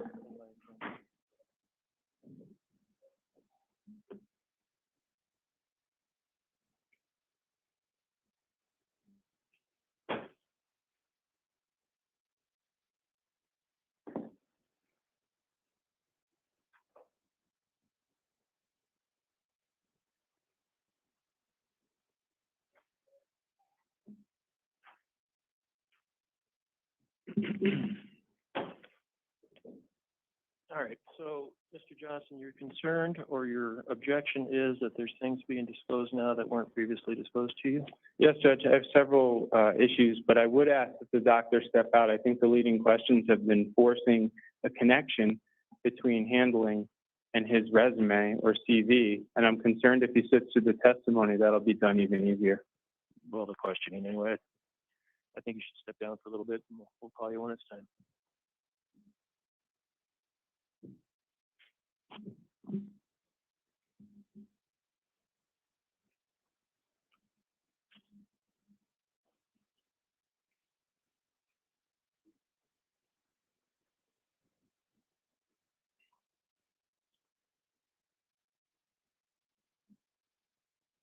All right, go ahead.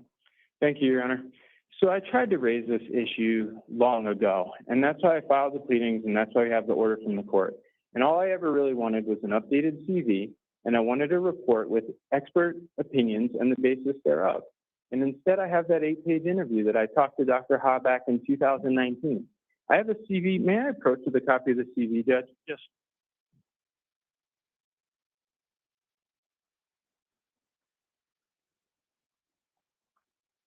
The copy I've given you is the copy that I have, and I asked for it to be updated and it wasn't. I've just been doing word searches for Body Farm, University of Tennessee, Department of Justice, FBI, Federal Bureau of Investigation. None of that is in this CV. And so when I read this CV, I thought to myself, I don't think this person knows a single thing about canine handling. And that's going to be my position after this voir dire as well. And I was surprised that he was actually the witness they chose to call in this instance. But because I have no discovery, because I don't have an updated CV, because I don't have a report, all of these things that are coming up are new. And I asked in advance so Mr. Moran could be organized and could provide those materials so we weren't in the situation we're in right now. And instead he chose a different path. He chose the path of not providing those items, and we find ourselves in this situation where he's starting to talk about things the doctor's done that aren't in those materials. Now, Judge, I intend a lengthy voir dire with this individual to see if he knows anything about canine handling. But that aside, these are discovery violations, and the court has ruled that they're limited to that 8-page report, and I have the CV that I have right in front of you. If it's convenient, Judge, I've highlighted every section in there that uses the word dog, canine, or puppy, and there's not once that the word handler appears in that CV. And there's neither of these references counsel has just tried to shove in with leading questions. So, Judge, I'm going to object to this witness in the end, but right now I'm objecting to these topics in particular. Mr. Moran? Judge, I'm not going to dignify the personal attack, but this issue was addressed, and Your Honor issued a very specific order. We complied with the order originally, and we complied with it based on what Your Honor wrote. We didn't need anything further than what was included in this interview, which talks about the FBI, which talks about Swig Dog.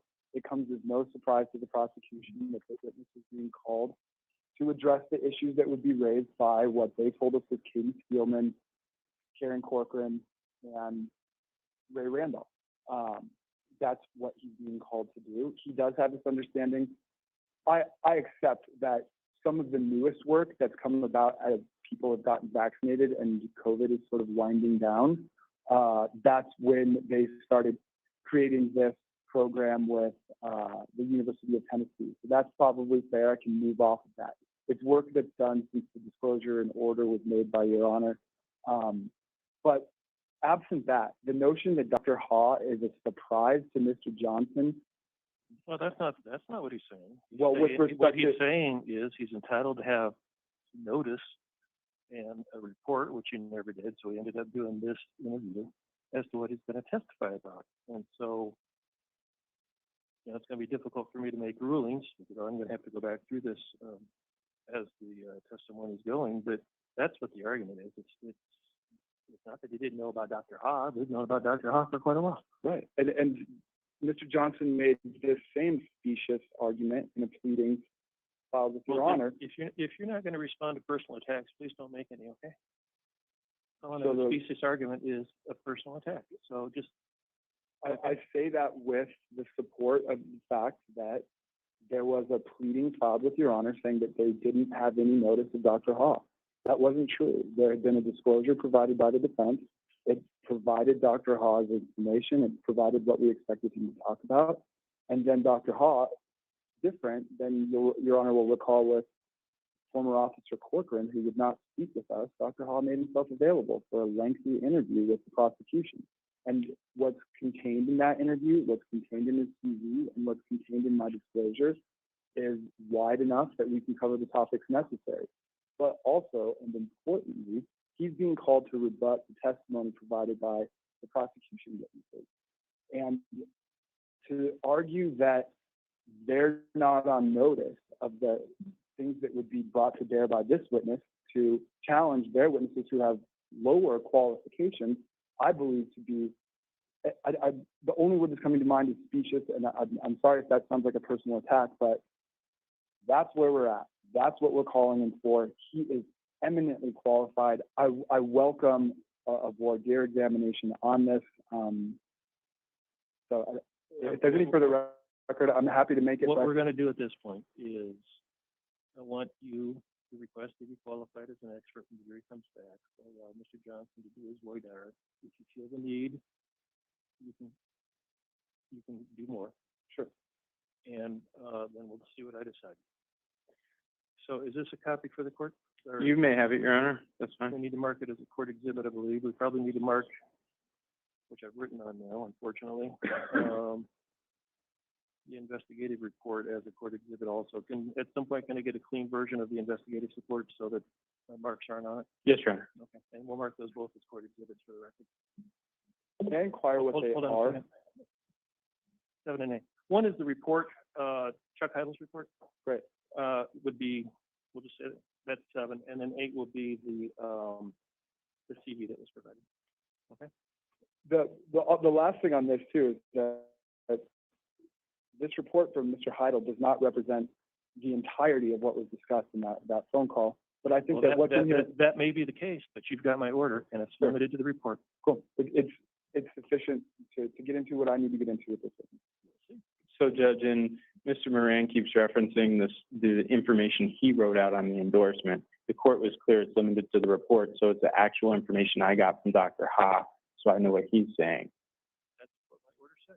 Thank you, I Judge. beg your pardon, that is false. He will not be allowed to give more detailed testimony that was contained in Investigator Heidel's report or in any previously filed expert disclosure. Right, and my understanding is there was no other expert disclosure, was there? Am I wrong about that? No, I have nothing else from his expert. I have a CV and I have that interview. Mr. Moran did an expert endorsement. That's what prompted me to file the motion, which prompted the court's order. And I'm not going to read the court's order to the court, but Mr. Moran picked a sentence out of it, and there's another sentence in it that also talks about he will be allowed to testify concerning the information contained in Investigator Heidel's report. It was marked as pages 24447 to 24454 of discovery period. And that was issued on October 18th, 2020, and council's had near 9 months with that order and that document. If you wanted to provide me with a report, I'd have been happy to receive it. Your Honor, Hold on, and my order indicates that that's what to be done if you want something else. That was the very last sentence of my order, Mr. Moran. Judge, on February 25th, 2019, significantly in advance of the order that Mr. Johnson keeps referencing, I filed a disclosure with the court describing information we expected Dr. Ha to provide. So when Your Honor writes in an order that information that was gleaned from the discussion with Investigator Heidel that's in that 8-page report and any other previous disclosures, I think a reasonable reader takes away from that February 2019 disclosure was part of what the court was describing.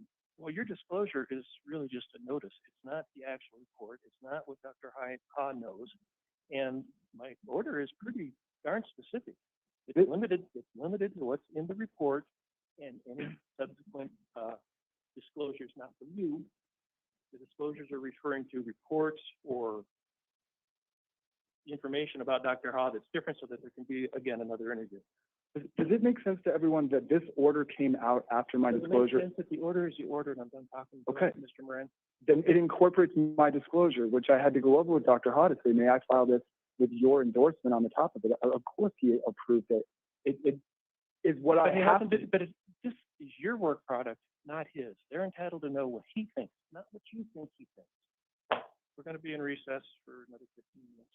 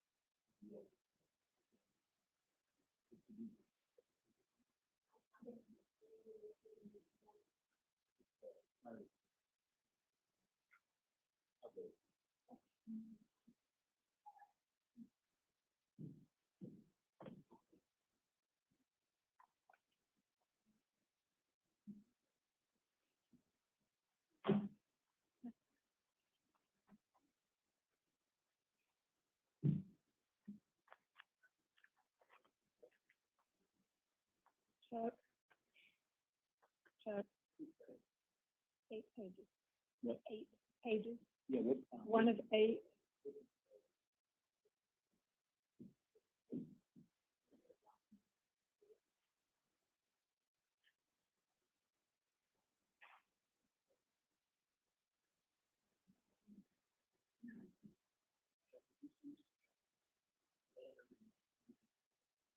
Okay.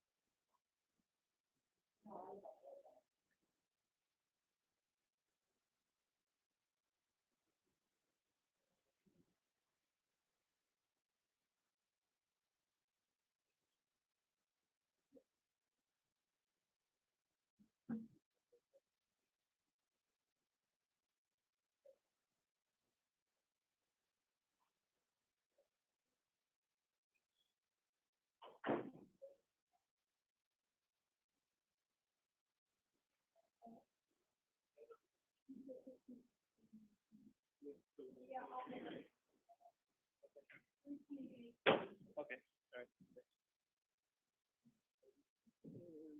That one. Yeah. Yeah, please.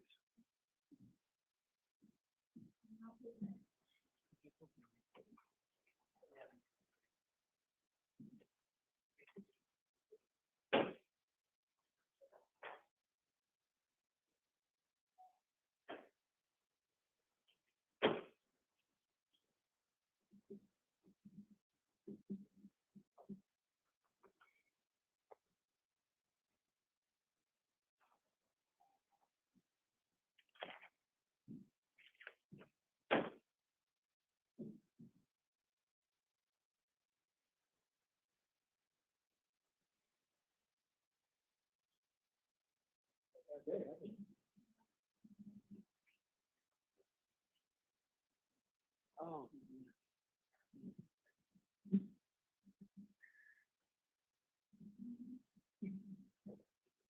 He's saying he's telling me I'm interviewing. Oh, not you. Oh, God. I know. Oh, I got here.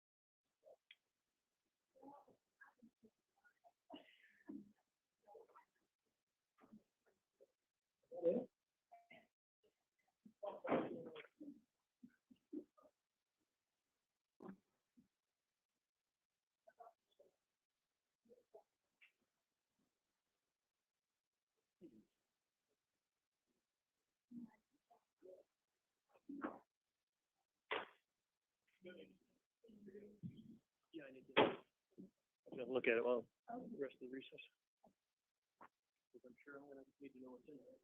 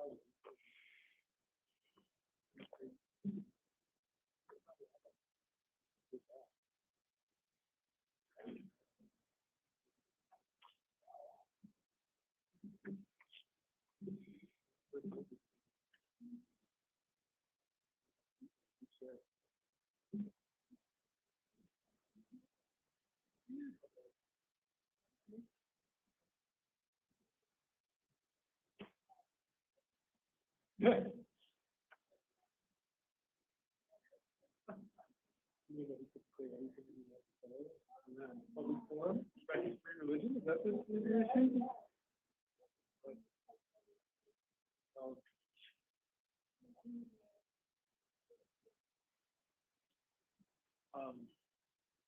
Yeah, a lot of those guys are probably out there.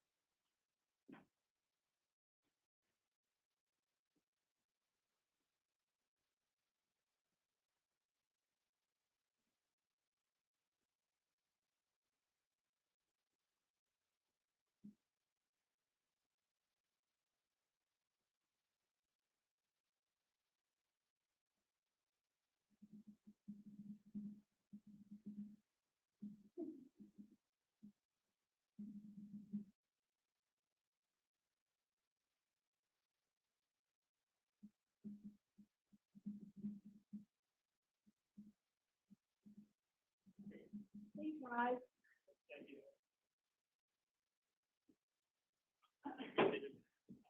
With all that, are we ready for the jury? Yes, Your Honor. Okay, bring them up.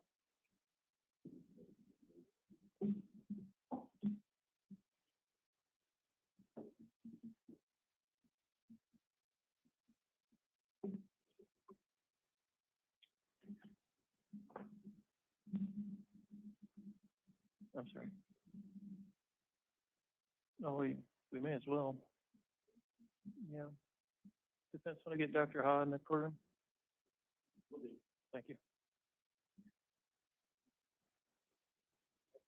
Thank you. That'll happen.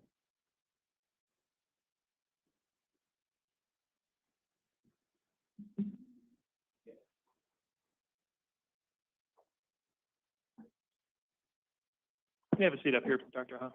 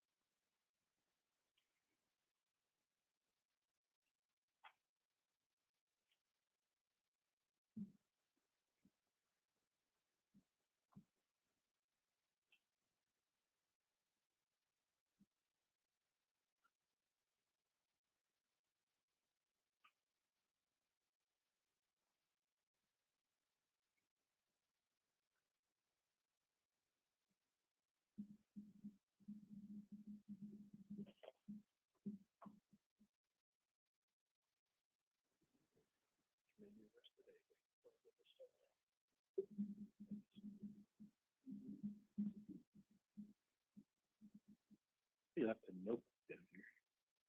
Somebody left a note down here. Oh, really? What is it? I'm gonna let you know.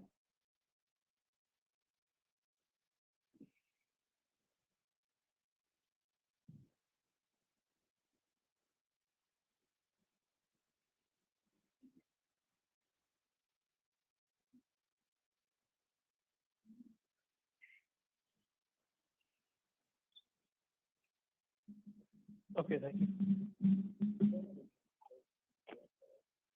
Yeah, the front page was the cert itself, like the face sheet.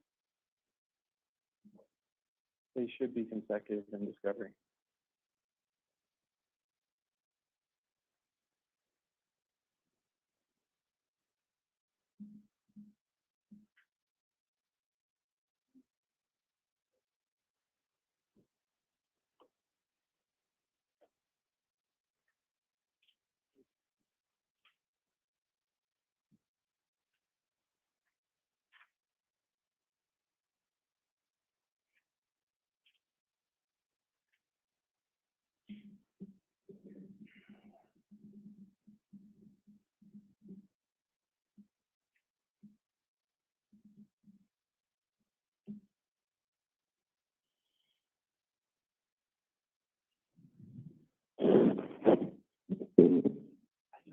Everybody ready for the jury, please?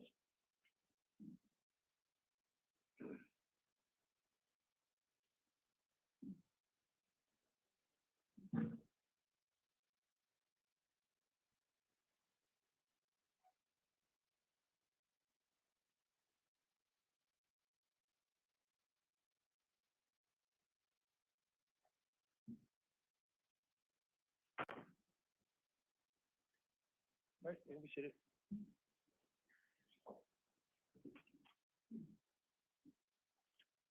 Madam Clerk, Yes. on the interruption, I want to talk specifically with respect to your. Do you remember our last, that you're just gonna offer him, as my understanding? And then if you need to do more, I'm gonna let you. Sure. Okay, but I let's will go through offer- go through the actual qualifications. That's several pages ago in my notes. Your Honor, I move to offer Professor Ha in zoology, animal behavior, animal sensing systems, including canine. He will address human remains detection dogs and trailing dogs. Mr. Johnson, did you want to void error? Yes, please. But hold on a second, because I haven't written all this down yet.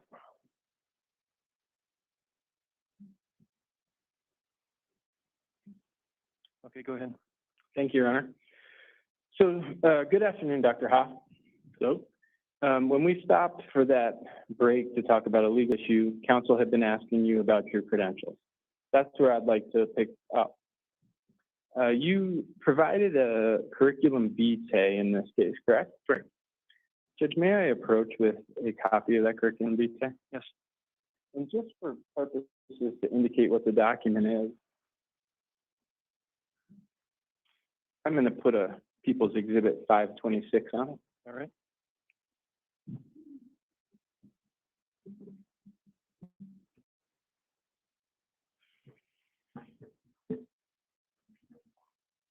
So, Doctor, I've done two things with that document to facilitate our discussion. The first is I put page numbers on the bottom, and the second is I highlighted any reference to a canine, a dog, or even a puppy. Could you review that document and still make sure that it's fair and accurate?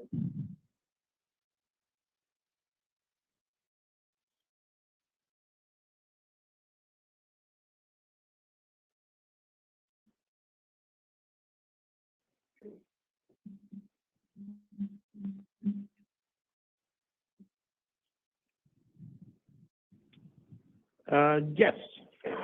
Thank you, sir. Let's start to talk about it. So you've got a PhD in zoology, correct? Correct. And your thesis was about food supply and home range in the fox squirrel, correct? No, that was my master's degree. Right. That's your thesis for your master's degree. For your PhD dissertation title, it was the effects of time and metabolic requirement on foraging behaviors of captive gray jays, correct? That's correct. Okay. And it's fair to say that in that document, you have quite a bit of impressive experience with gray jays. Gray jays. Yes, as in a bird. Gray jay. Doctor, you've done a lot of work with gray jays. Not a lot of work. That was all very, very early work back during my PhD time. So I haven't done anything with great jays since about 1990. Okay. And you've done a lot of work with primates as well, right? That's right. That was my work that I did at the University of Washington for about 2 decades. Okay. And generally speaking, you've done a lot of work with all kinds of animals, as reflected in your CV, correct? That's correct. Now, this CV that you provided is 16 pages. Is it accurately numbered? Yes, it is. All right.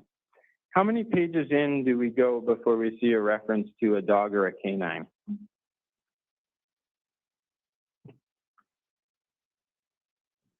Page 4. And you'd agree with me there's probably 20 plus entries at least on most of the pages here. Yep. So your first section is education. That's on page 1, correct? Yes. Your second topic is professional experience, and that's on page 1 as well, right? Correct. Then you have research grants start page 2, and it's all of page 2. Yep. And all of page 3. Almost. Almost, correct. No references to dogs on any of those pages. That's correct. No references to canines or puppies on any of those pages. That's correct. Then we get into international activities. You have 17 international activities, give or take, listed here. Yep. 2 of them are related to dogs, correct? That's correct. You have the short course, The Misbehavior of Dogs and Cats from 2010. Yep. And you have Behavioral Genetics and the Evolution of the Domestic Dog, Implications of Social Behavior, which was a seminar in 2012, correct? That's correct. You list 3 scientific publications, correct? No, I list 52. And this section here, I'm sorry, you're correct. Scientific publications, early work. I'm going section by section if that's helpful. 3 early work. 0 about dogs. Correct. You have 3 on gray jay work, under that subtopic. Correct. 0 on dogs, obviously. Human and non-human primate work has 28 entries. Yes. And then as you continue on, we get to Crow and Marina Islands bird work, and that's half a page. And then we get to applied animal behavior work, dog, cat, and zoo. That's got 11 entries, right? Yep. 2 of those are about dogs, correct? Correct. So we're on page 7, and we have our 3rd and 4th references to dogs, correct? Correct. And here we have, from 2013, the effectiveness of the anxiety wrap in the treatment of canine thunderstorm phobia, correct? Correct. And then we have puppy temperament assessments, predict breed in an American Kennel Club group, but not adult temperament, correct? Correct. You have a publication submitted listed, right? Correct. And then 4 publications in preparation. Correct. None of those are about dogs or canines. That's right. Then you have books and book chapters. You have 8 listed. None of those are about dogs or canines. Right. Then you have this section called non-peer reviewed publications that has 4, and one of those is about canines, correct? Correct. That's a very brief introduction to statistics, or what to look for in a research journal article, a 3-part article, Chronicle of the Dog. Correct. Then you go to scientific presentations, and you have 9 entries with only 3 about dogs, correct?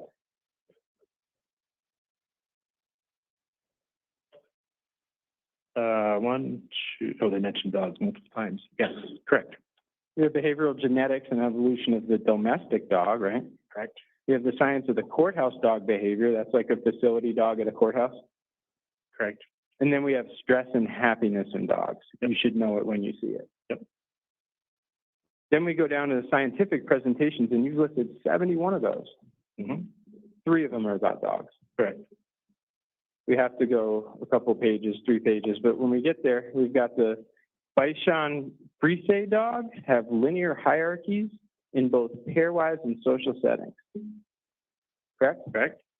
Then we have Hamilton search and set breaking task, assessing canine cognition, Animal Behavior Society. That one's from Boulder, correct?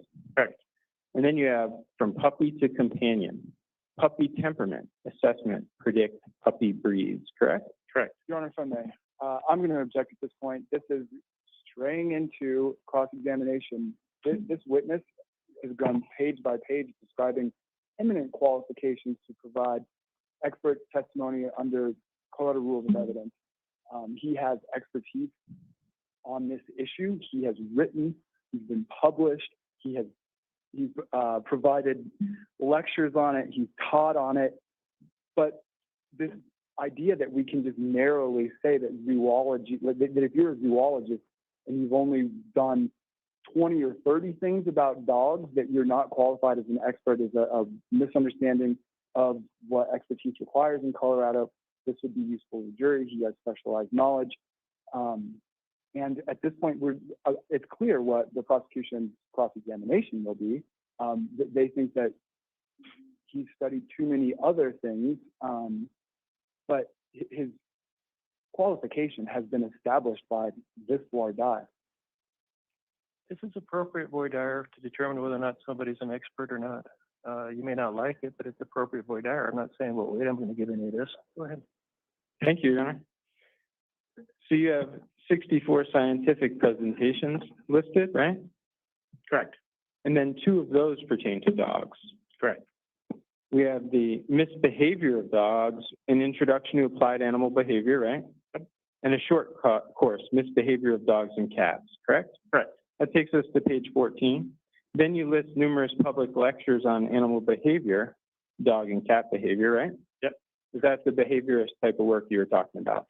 Yes, some of it. Okay. Not all of my animal behavior work or presentations are on this document, but This is the document that was provided in discovery in this legal case to the prosecution pursuant to court order, correct? that's correct. I was asked for a copy of my curriculum vitae, which is what I provided. Thank My academic record. Even, it does have professional experience listed on here as well. But, so then we get to honors and awards. You have several of those. Well, let me make it clear. It has my professional experience as far as my academic job. You've testified as an expert before, right? Yeah.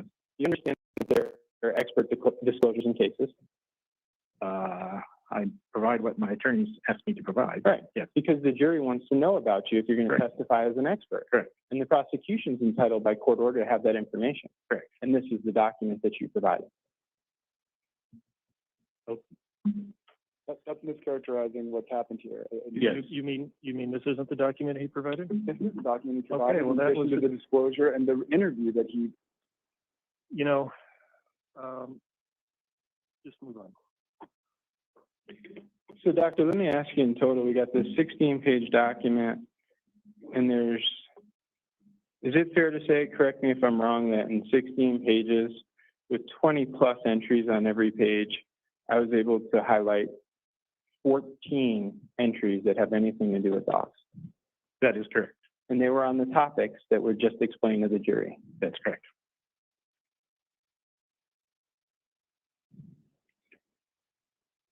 Are there any references in this entire document to canine handling? No. Are there any references in this entire document to cadaver dogs or human remains detection dogs? No. Are there any references in your curriculum vitae to trailing? No. Are there any references, and this was the issue that was raised by defense counsel earlier, any references in this curriculum vitae to a body farm? No. To the University of Tennessee at all? No. To the FBI at all? No. this is not the sum total of what the court based required us to provide. And those topics that he's addressing right now are provided in the interview with the court that encompass what this witness addressed. I missed the second part of what you said, Mr. Moran, I'm sorry. What the court has ruled this witness would be allowed to address includes the topics that counsel's now inquiring after. He inquired after these topics with Professor Ha. I understand. When they first spoke. Hold on. I understand that. He's talking about the CV now. The ruling was if he's properly qualified, which is part of the qualification. It may not be all of it, but I rely on he's entitled to ask about it. Your Honor, if I may, You're jumping ahead, Mr. Moran. Okay. Go ahead. So based on this document, and you know what? Enough about the document. Have you ever had any hands-on, have you ever been a dog handler before? Yes, Where have you been a dog handler before? both in Seattle and in Portland. With what kind of dogs? Canine And what kind of canine? detection. Both cases Malinois. What kind of detection? Mostly multiple drugs. Did you certify dogs? I did not. So you worked uncertified dogs. No, I'm sorry. I was a consultant in designing training programs for drug detection dogs for Portland as well as Seattle. Doctor, that's not my question. My question is, have you ever been a dog handler yourself? Oh, no. Have you ever taught, well, let me be more specific. Have you ever had publications on dog handling before? No. You didn't list a single course regarding the one that you've taken for canine handling on your CV. Have you ever taken one? No. Have you ever trained in handling a dog for narcotics? Have I experienced the training for narcotics dogs? Have you been a handler? No, Okay. but I have not been a handler. I have the experience because I work in consulting for such organizations. Okay. I am training the trainers who train the dogs. Do you certify dogs? I do not. Have you ever been on a national agency that certifies dogs? No. Have you ever handled a human remains detection dog? No. Have you ever brought a dog through the certification process for anything? No. Well, what about agility and good citizenship? Haven't you certified I've that? done good citizenship and agility. Okay. Yes, I'm sorry. Have you ever had a human remains detection dog that you maintain training records for? No. Have you ever done training sessions hands-on with a human remains detection dog? Yes. And have you done it with real human remains? Yes, And where did you do that? in Portland. How many times? Probably three 3 sessions? sessions. Like 3 exercises? Three 3 sets of 10 exercises each. Okay. Have you ever handled a canine on a crime scene? No. Have you ever been allowed to process a crime scene in any capacity? No. Have you ever handled a canine in a search and rescue type setting where you're looking for a missing person? No. Ever done it in a disaster recovery setting? No. Now, your profession as a behaviorist, it sounds like an excellent certification and one that you're proud of, and you should be. But if I understand it right, you manage and evaluate behavioral problems with pets. Amongst other things. Is it fair to say that your applied animal behavior work, for the most part, you go into homes helping people with canine behavioral issues? That was what I did for about 15 years, a few years ago. I no longer do that. And that would be like dangerous dogs, Exactly. Inappropriate urination, mostly aggression. dogs that jump up on you or bark, things like that. You have videos on your website right now, right? That's correct. One of them's for separation anxiety in dogs based on the coronavirus. Correct. One of them's capturing canine personality. That's correct. Any on canine handling? No. Have you ever testified as an expert in human remains detection canines? Not human remains, no. Never. And I've given a deposition. I did not appear in court. Have you ever been qualified in a court of law before a jury like this as an expert in human remains detection canines?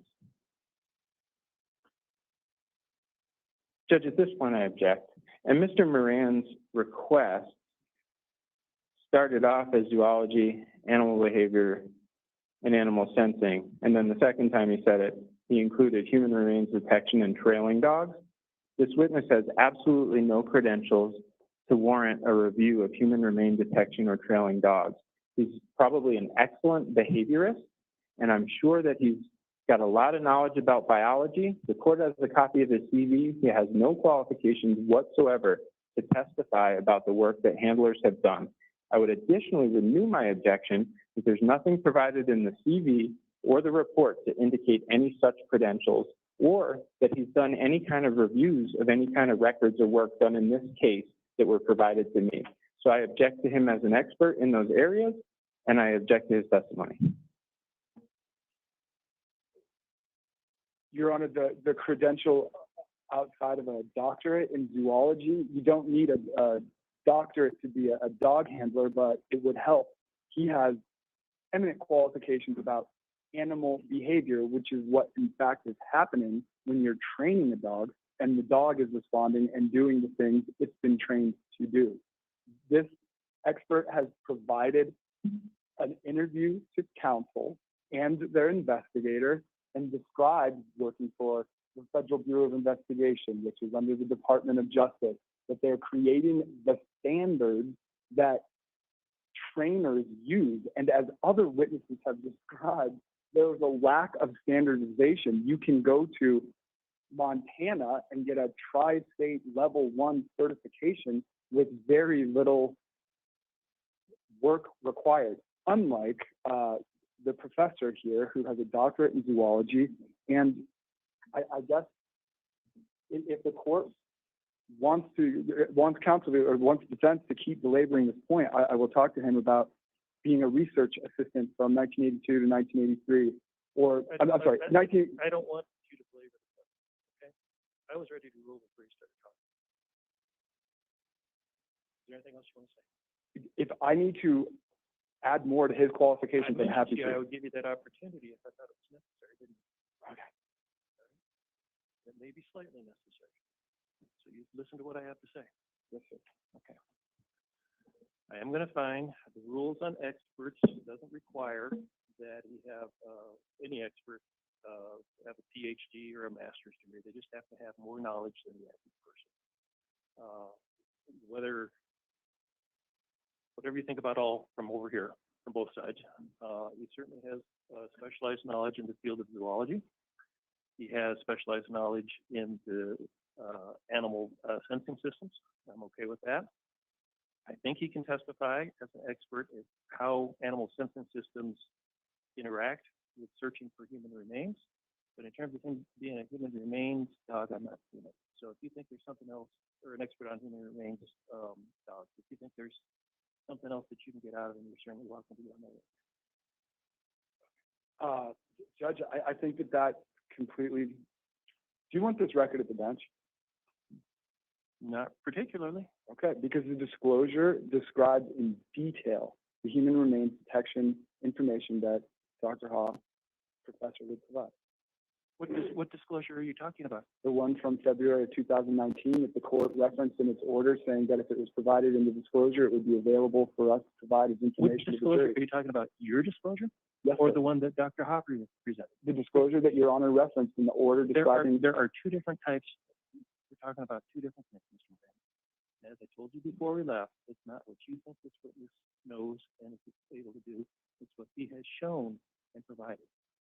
And those are two separate things. Your Honor, the document's labeled expert disclosure. I cleared it with Dr. Ha. I provided it to the court. The court approved us providing information to the jury based on that disclosure. And we've relied on that until. I disagree with you as to the meaning of my order. Did you want to make any record, Mr. Johnson, or not? I agree with the court, Judge. That's my record. So I guess at this point, what counsel will need to do is provide an offer of proof as to the information we would have provided through this witness. If the court's precluding us from referencing human remains detection dogs, Judge, and I'm happy to make a record at the bench if counsel wants. Well, I was thinking about doing it a different way, but we may as well do it now.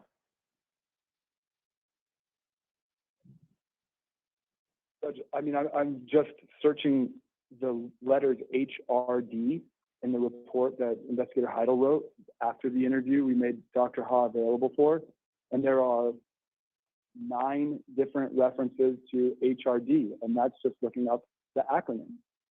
Judge, I'm happy to have this conversation, but Mr. Moran's talking to the jury about things that aren't in the CV and Dr. Ha wasn't able to talk about, and we've already litigated and the court's ruled on. So having him stand there and talk about it, I think we should at least approach. Why don't you come up, Mr. Moran and Mr. Johnson?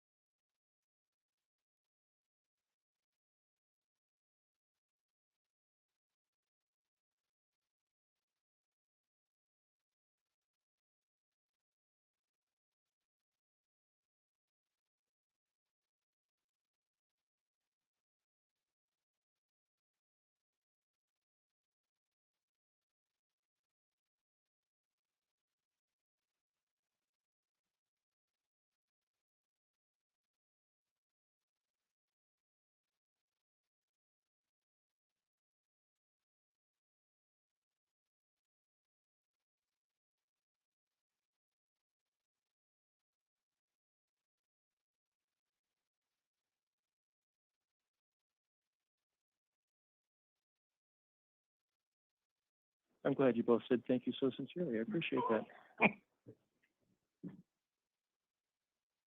Dr. Ha. No. I spoke to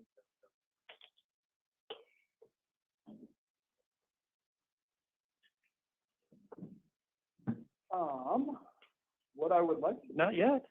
Okay. All right, now you may proceed. is provide some further foundation, remind council as to what we discussed with them when we had that Don't interview. add the editorial comment, and just do the foundation, please. Okay. What I want to provide foundation on is human remains detection understanding that you've acquired over the years of being a doctor. You mentioned that you train the trainers. Could you elaborate on that as it relates to human remains detection? Did I do what? Train the trainers. Train the trainers. So, what human remains detection has to do with, as well as any other kind of dog detection kind of program, is learning and memory on the part of the dogs combined with the all prior to him being an expert. The question is, this is part of VOIDAR, and this is what I'm trying to determine if he's an expert, so I think it's appropriate. Go ahead. As you were saying, learning and memory. So learning and memory as well as sensory system. So I have studied up extensively. I have had coursework, and much of the research that's listed on that CV, I have to use the principles of memory and learning and sensory detection in a wide range of species of animals. And what I'm training on is how to improve the methods of, and I have done border patrol and drug detection. I have done human remains detection. I have done this for courthouse facility dogs, and so on. So I'm teaching the principles that underlie the biology, if you want, physiology, and neurosystems that underlie training a dog to do anything, and how well they can do that and how efficient they do that. Statistically, I have a whole textbook on statistics. I do statistically the ways of validating that work and testing the dogs, certifying the dogs, if you like. And so that's how I'm involved in this. And I do not handle the dogs myself. I train and help try them to improve their methods. Let me ask you a question, or a couple questions. So you're teaching the scientific principles? That's correct, and I'm teaching from the scientific literature that's out there, the research that's been done about what dogs can and can't do. But you're not then then the people that have more experience in dealing with training dogs are developing the systems that incorporate those principles, or? Okay. I want to cut you off, but yes, Okay, but you're not involved in that portion of it. that's correct. Okay, so my ruling so far stands. When you've discussed, and there's a lot of references in here to application or applied. What do you mean by that? When you're applying your understanding of zoology, is that related to dog handling?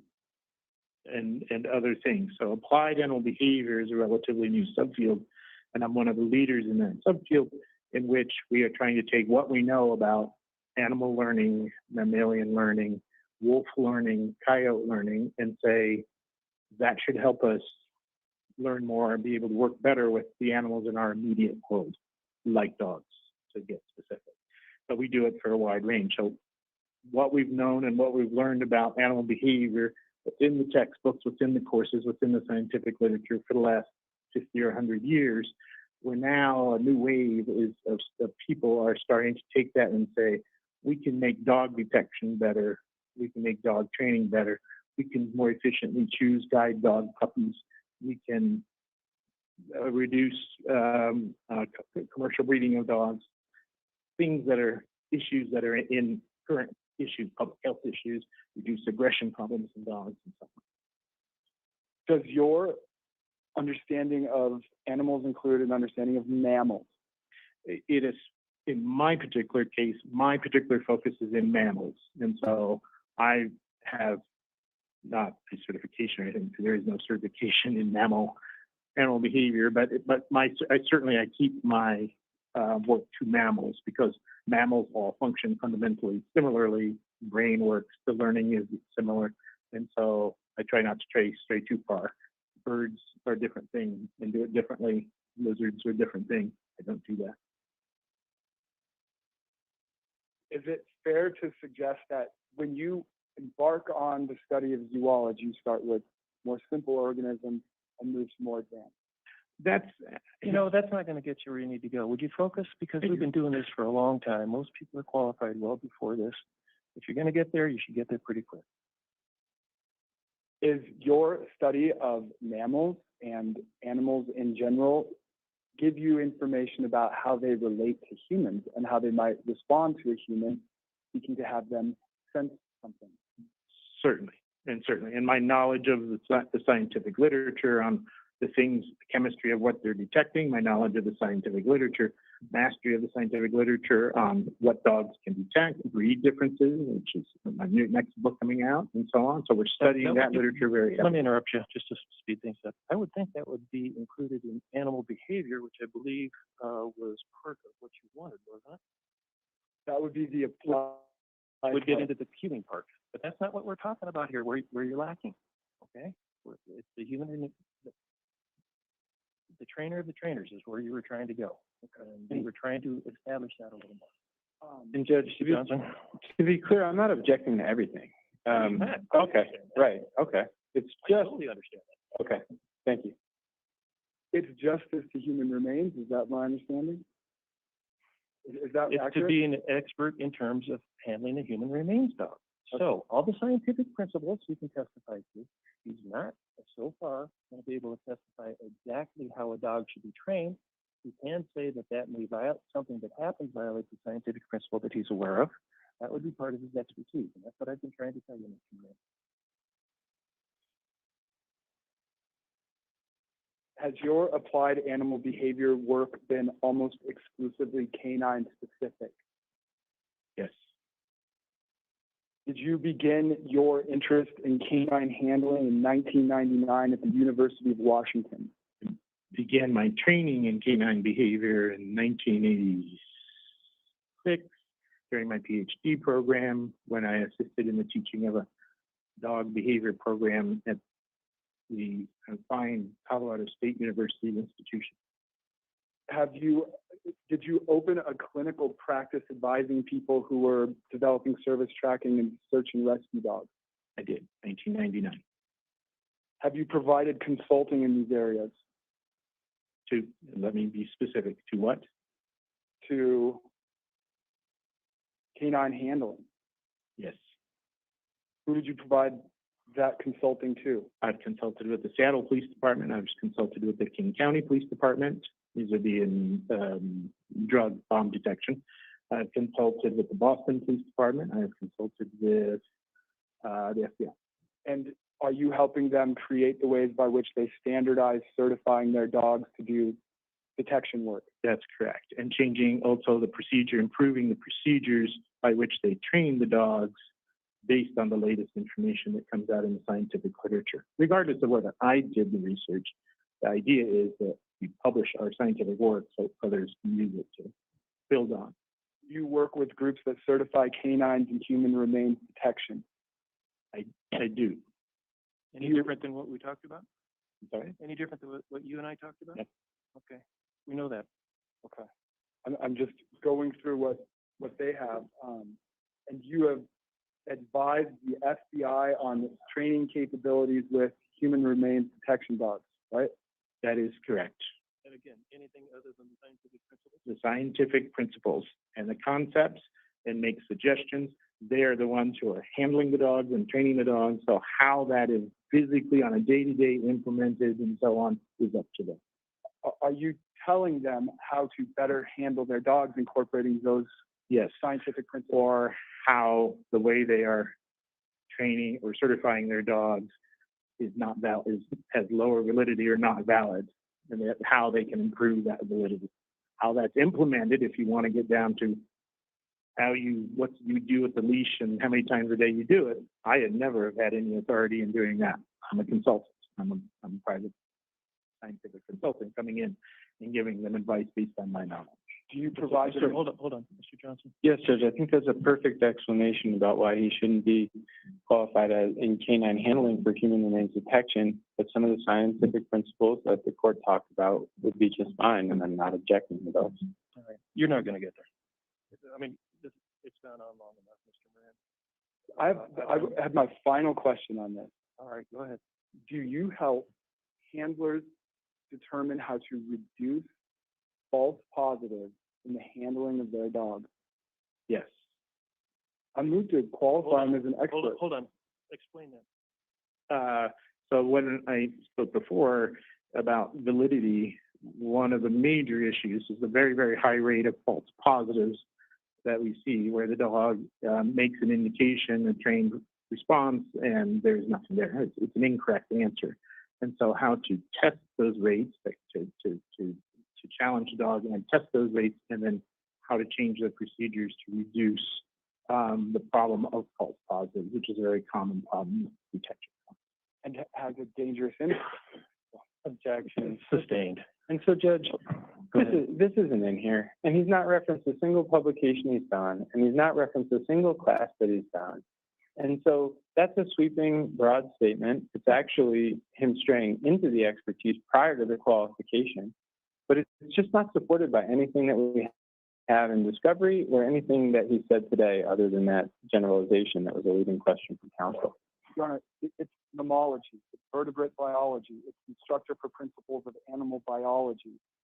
It's principles of animal biology, vertebrate biology that he's been teaching for decades as listed in his CV.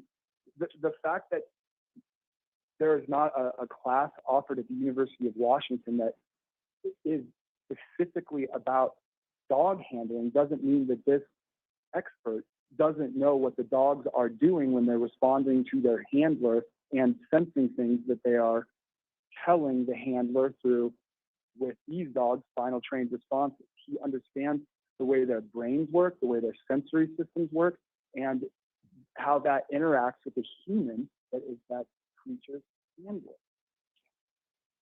So, Judge, I could give an example, but if he wanted to talk about a study that involved cueing, I have no objection.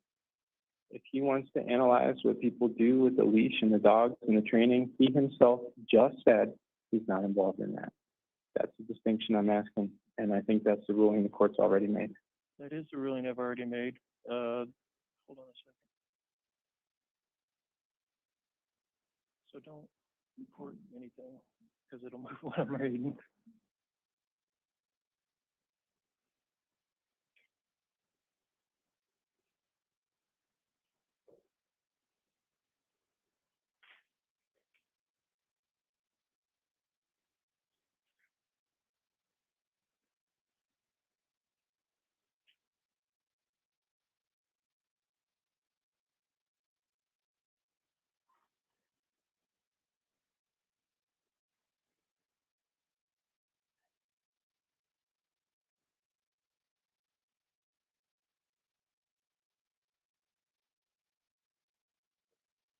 Okay. In terms of helping people eliminate false positives on human remains dogs, what exactly are you talking about? What are you doing? We're talking about some of the biases that produce those false positives, such as something called cueing, where the handler maybe inadvertently or inadvertently cueing the dog. We're talking about things like concentration of the gases that may be available that if they get too low will produce false positives. We're talking about knowledge that we in the scientific field have about the attachment between humans and dogs and the regulations on dogs. So it's my same ruling. So that I think comes in under the scientific principles, Mr. Moran. So I don't know if we're just arguing about nothing or what. I'm starting to feel like we might. Well, that's why I asked you to listen to me very carefully. I'm listening intensely. Well, maybe I'm just not articulate enough. So I'm offering him as an expert in zoology, animal behavior, animal sensing systems. The court's ruling that he will not be qualified as a human remains detection handler, understood. maybe a little bit more than that, but you'll be accepted as in those areas and on the scientific level, not on the practical level.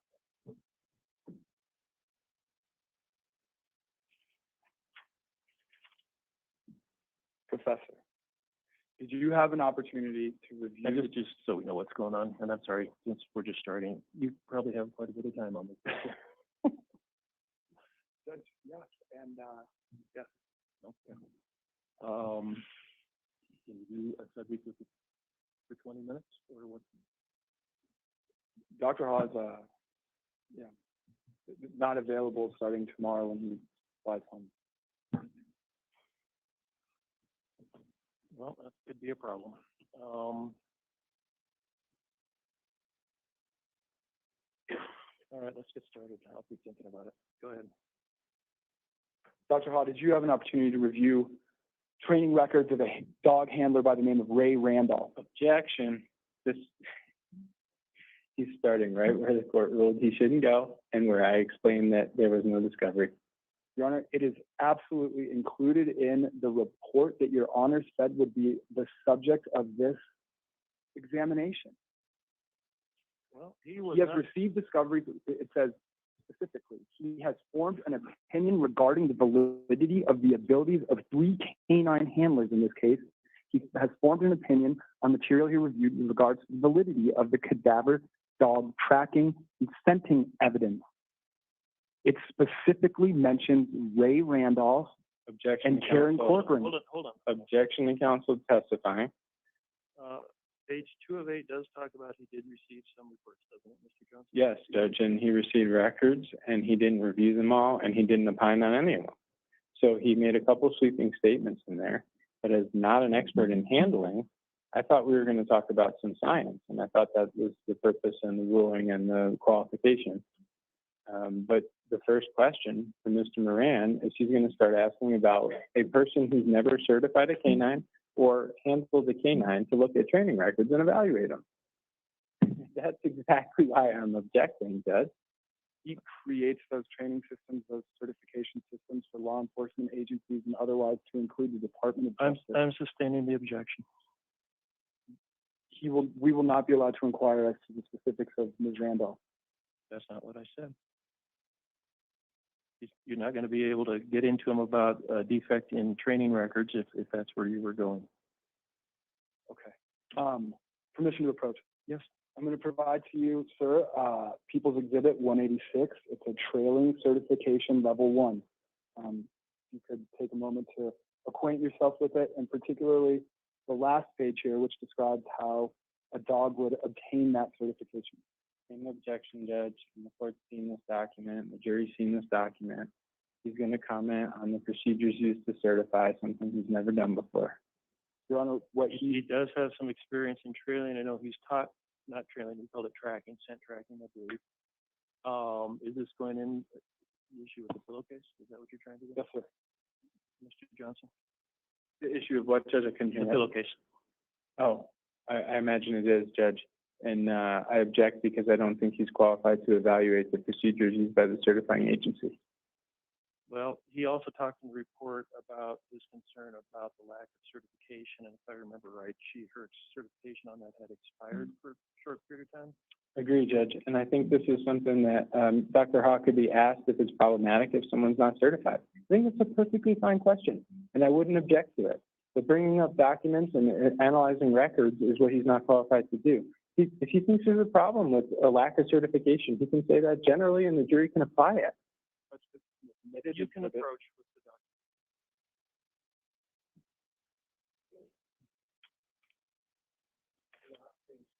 document.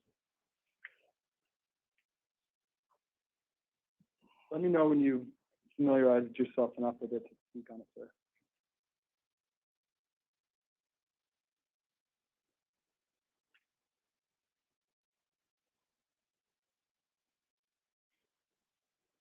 Okay. Permission to approach. Yes.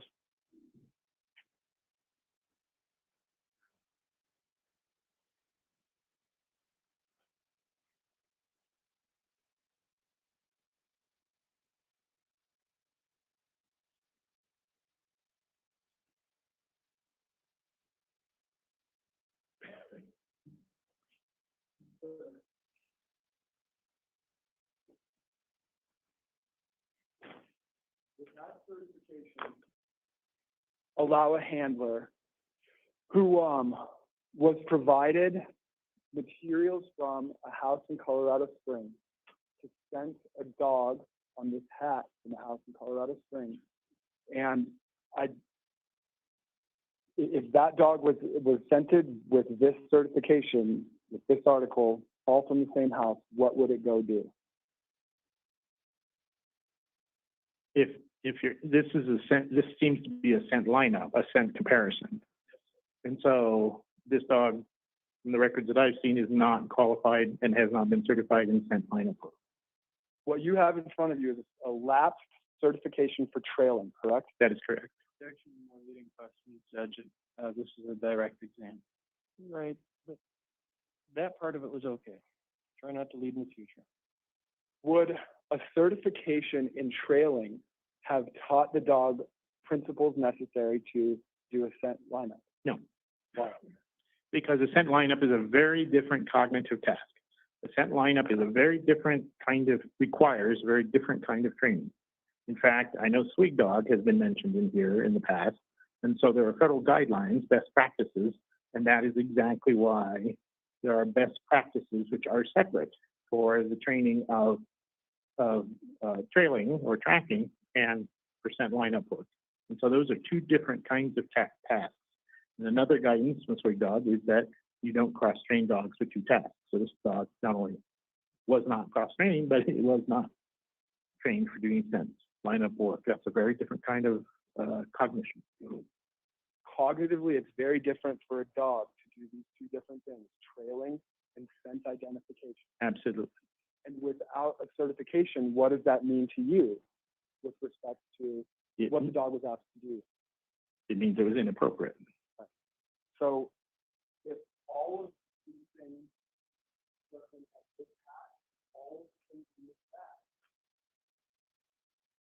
came from the same place, how would these things be perceived to a dog? Generally, they'd be perceived as the same thing. And particularly for a dog that's got scent trailing kinds of background, not the high level of discrimination in close quarters that's taught and required in the scent lineup work, it would consider these all the same. They come from the same place. They're all going to have the same smell.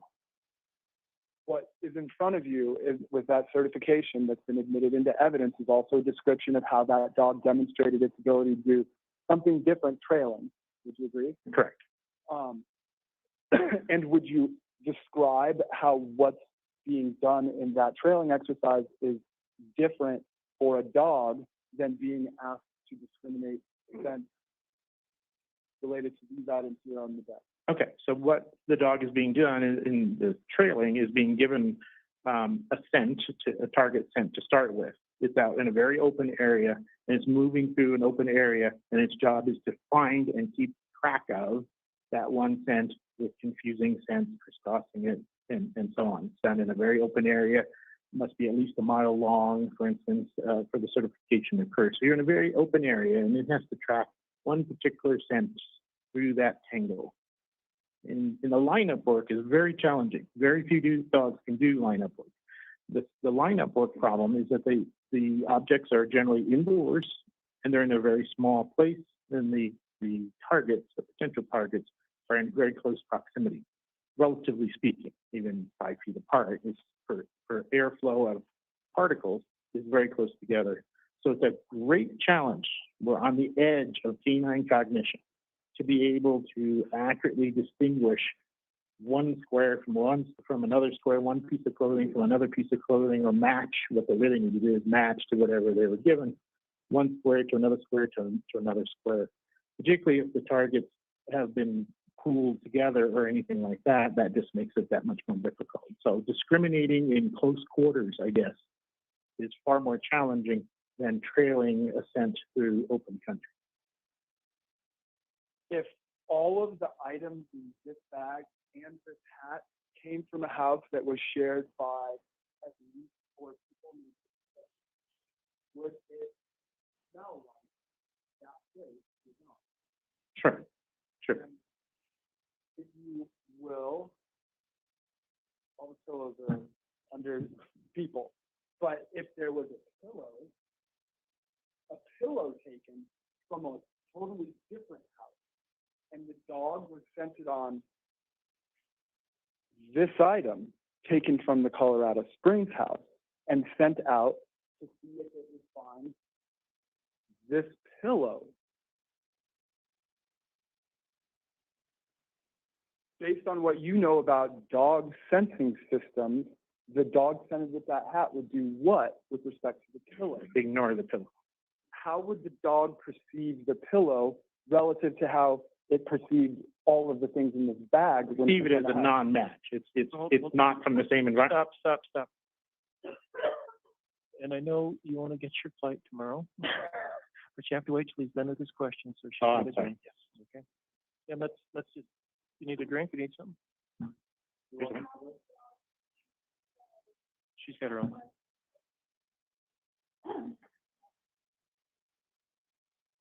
How would that dog perceive the pillow? He would perceive that pillow as being different, not a match. So if this pillow comes from dad's house, where a child laid his head on it, would it smell different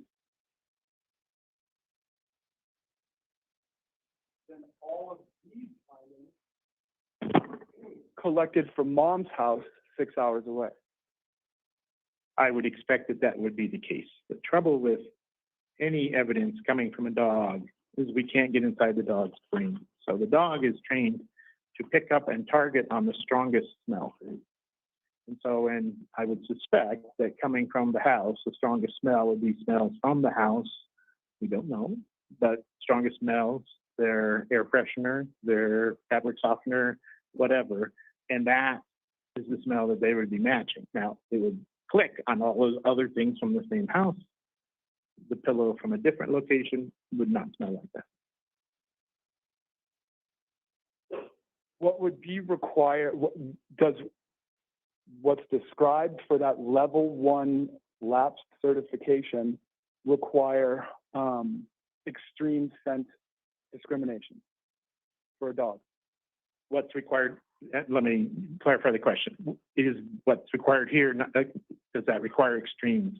It does not require the most extreme. In other words, if you're assessing dogs and training dogs, trying to find dogs, you'll find many more dogs that can do this than can do a scent line. Did that answer the question? I think so. Does Tri-State, which is that certification there, have a level 2, 3, 4 certification that you're aware of? I don't know. Is Tri-State a nationally recognized certification agency? No, Have you ever heard of them before, Dr.? no, not before this case. And this trailing 1 exercise that's described there, it required the dog to bypass 1 additional sense. Is that right? That's correct. Here, if a dog was asked to relate these scents, how many different scents would have to be distinguished? Your imagination is as good as mine. I mean, that coming from a house, it's an uncontrolled environment, and then you're mixing them all together in porous plastic bags so that those scents are going to be mixed up. You know, I'm not an expert in the production of human scent and what scents are found in houses. I assume it would be a large number of scents. What happens for a dog when items are placed in a hamper? The scents all become mixed. No, that was not, That was the testimony of my that call. was testimony was it was not in a hamper. It was specifically limited. It was not in a hamper. Now, this is a similar situation. There were 2 different wishes on that, Your Honor. All right. Let's say that items were placed in this big black trash bag, and within the trash bag, items were sealed themselves. Would that prevent the scent from commingling? No. Is what this represents a potpourri of the scent of one place, Yes, and this would be the scent somewhere else. that's correct. Is there any evidentiary value to Objection a to the dog? form of the question. I mean, I understand the questions. I'm not objecting because I know the doctor's got to travel. But asking him to conclude the evidentiary value is an improper question. It is.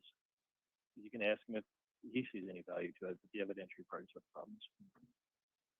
what would the value be if you scented a dog on this hat and it didn't go to that pillow? It tells me nothing.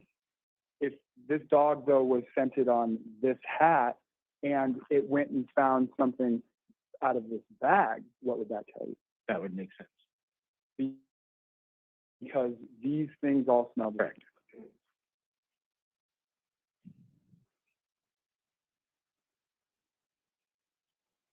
When you're ready to move to another area, I want you to. I'm ready. Okay. Come on up, Mr. Johnson.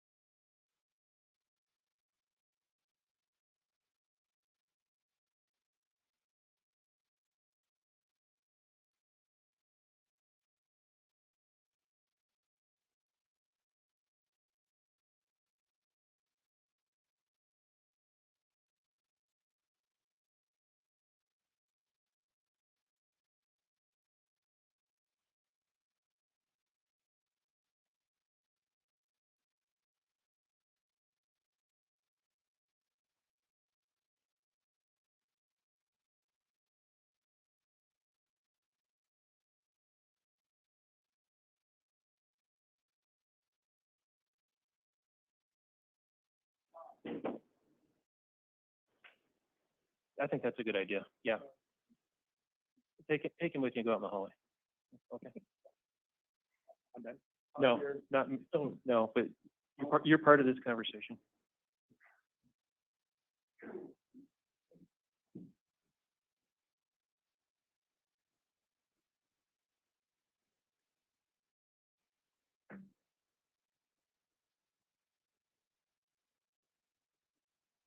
Ladies and gentlemen, what they're discussing is how they're going to handle the rest of this testimony, because it appears the direct is going to go on for a significant period of time. It's Friday night. I know some people are working after court, and it's real hard for me to keep concentration. I imagine it's hard for you guys too. So we're not going to work late tonight. So I'm just waiting on counsel, Judge. that's fine.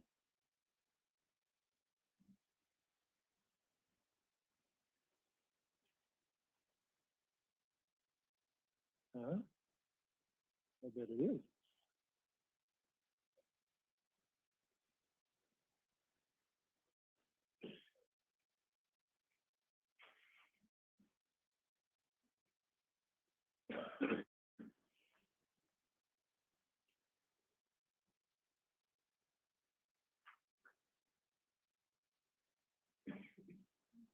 I do. It's hiding over here.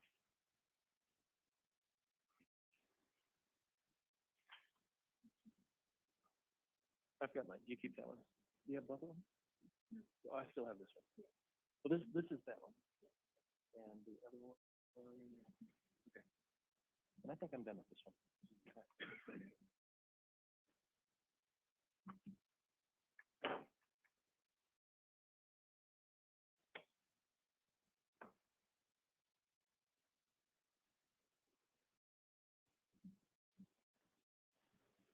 And maybe we can resolve another issue off the record before we go on the record, in there while you guys are doing the other one. But there was two issues that came up today. Okay. Well, I hope so. Because otherwise,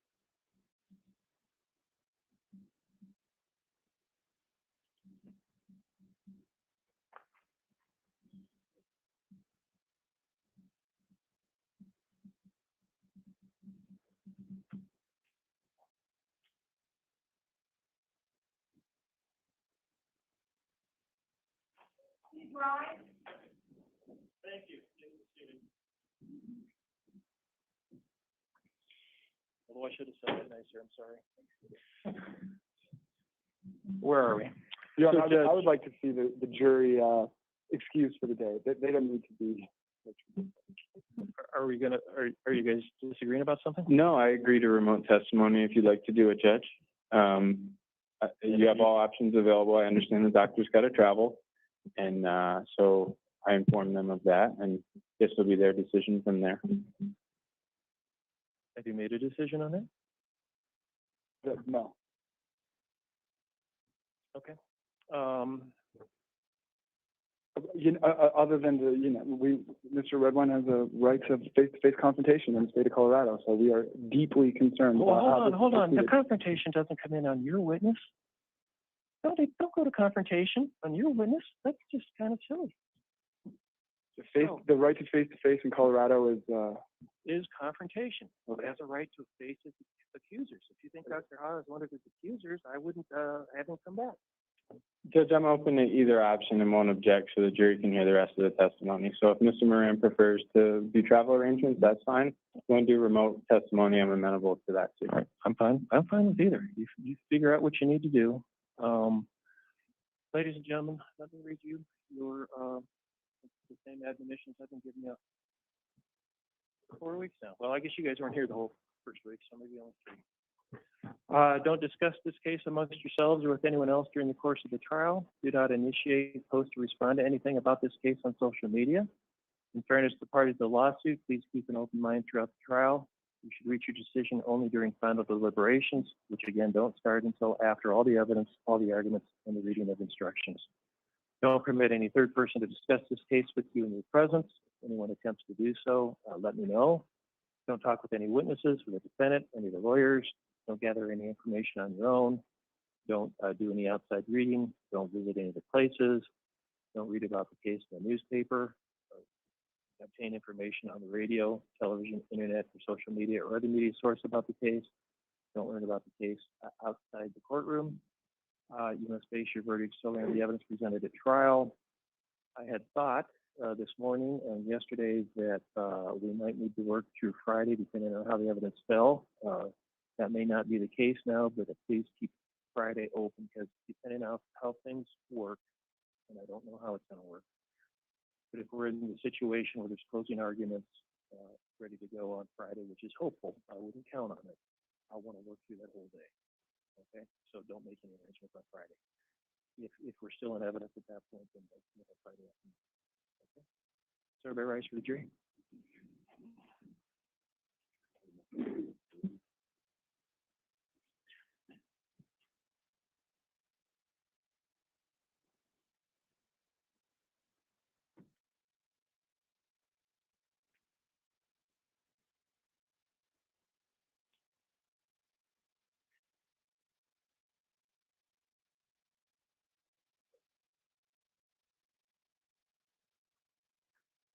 Okay, well, you guys have some thinking to do, and guess we'll see what happens. We'll be in recess. Can I just make a record about what the thinking we're doing and my plan? I forgot. Thank you, Judge. I forgot.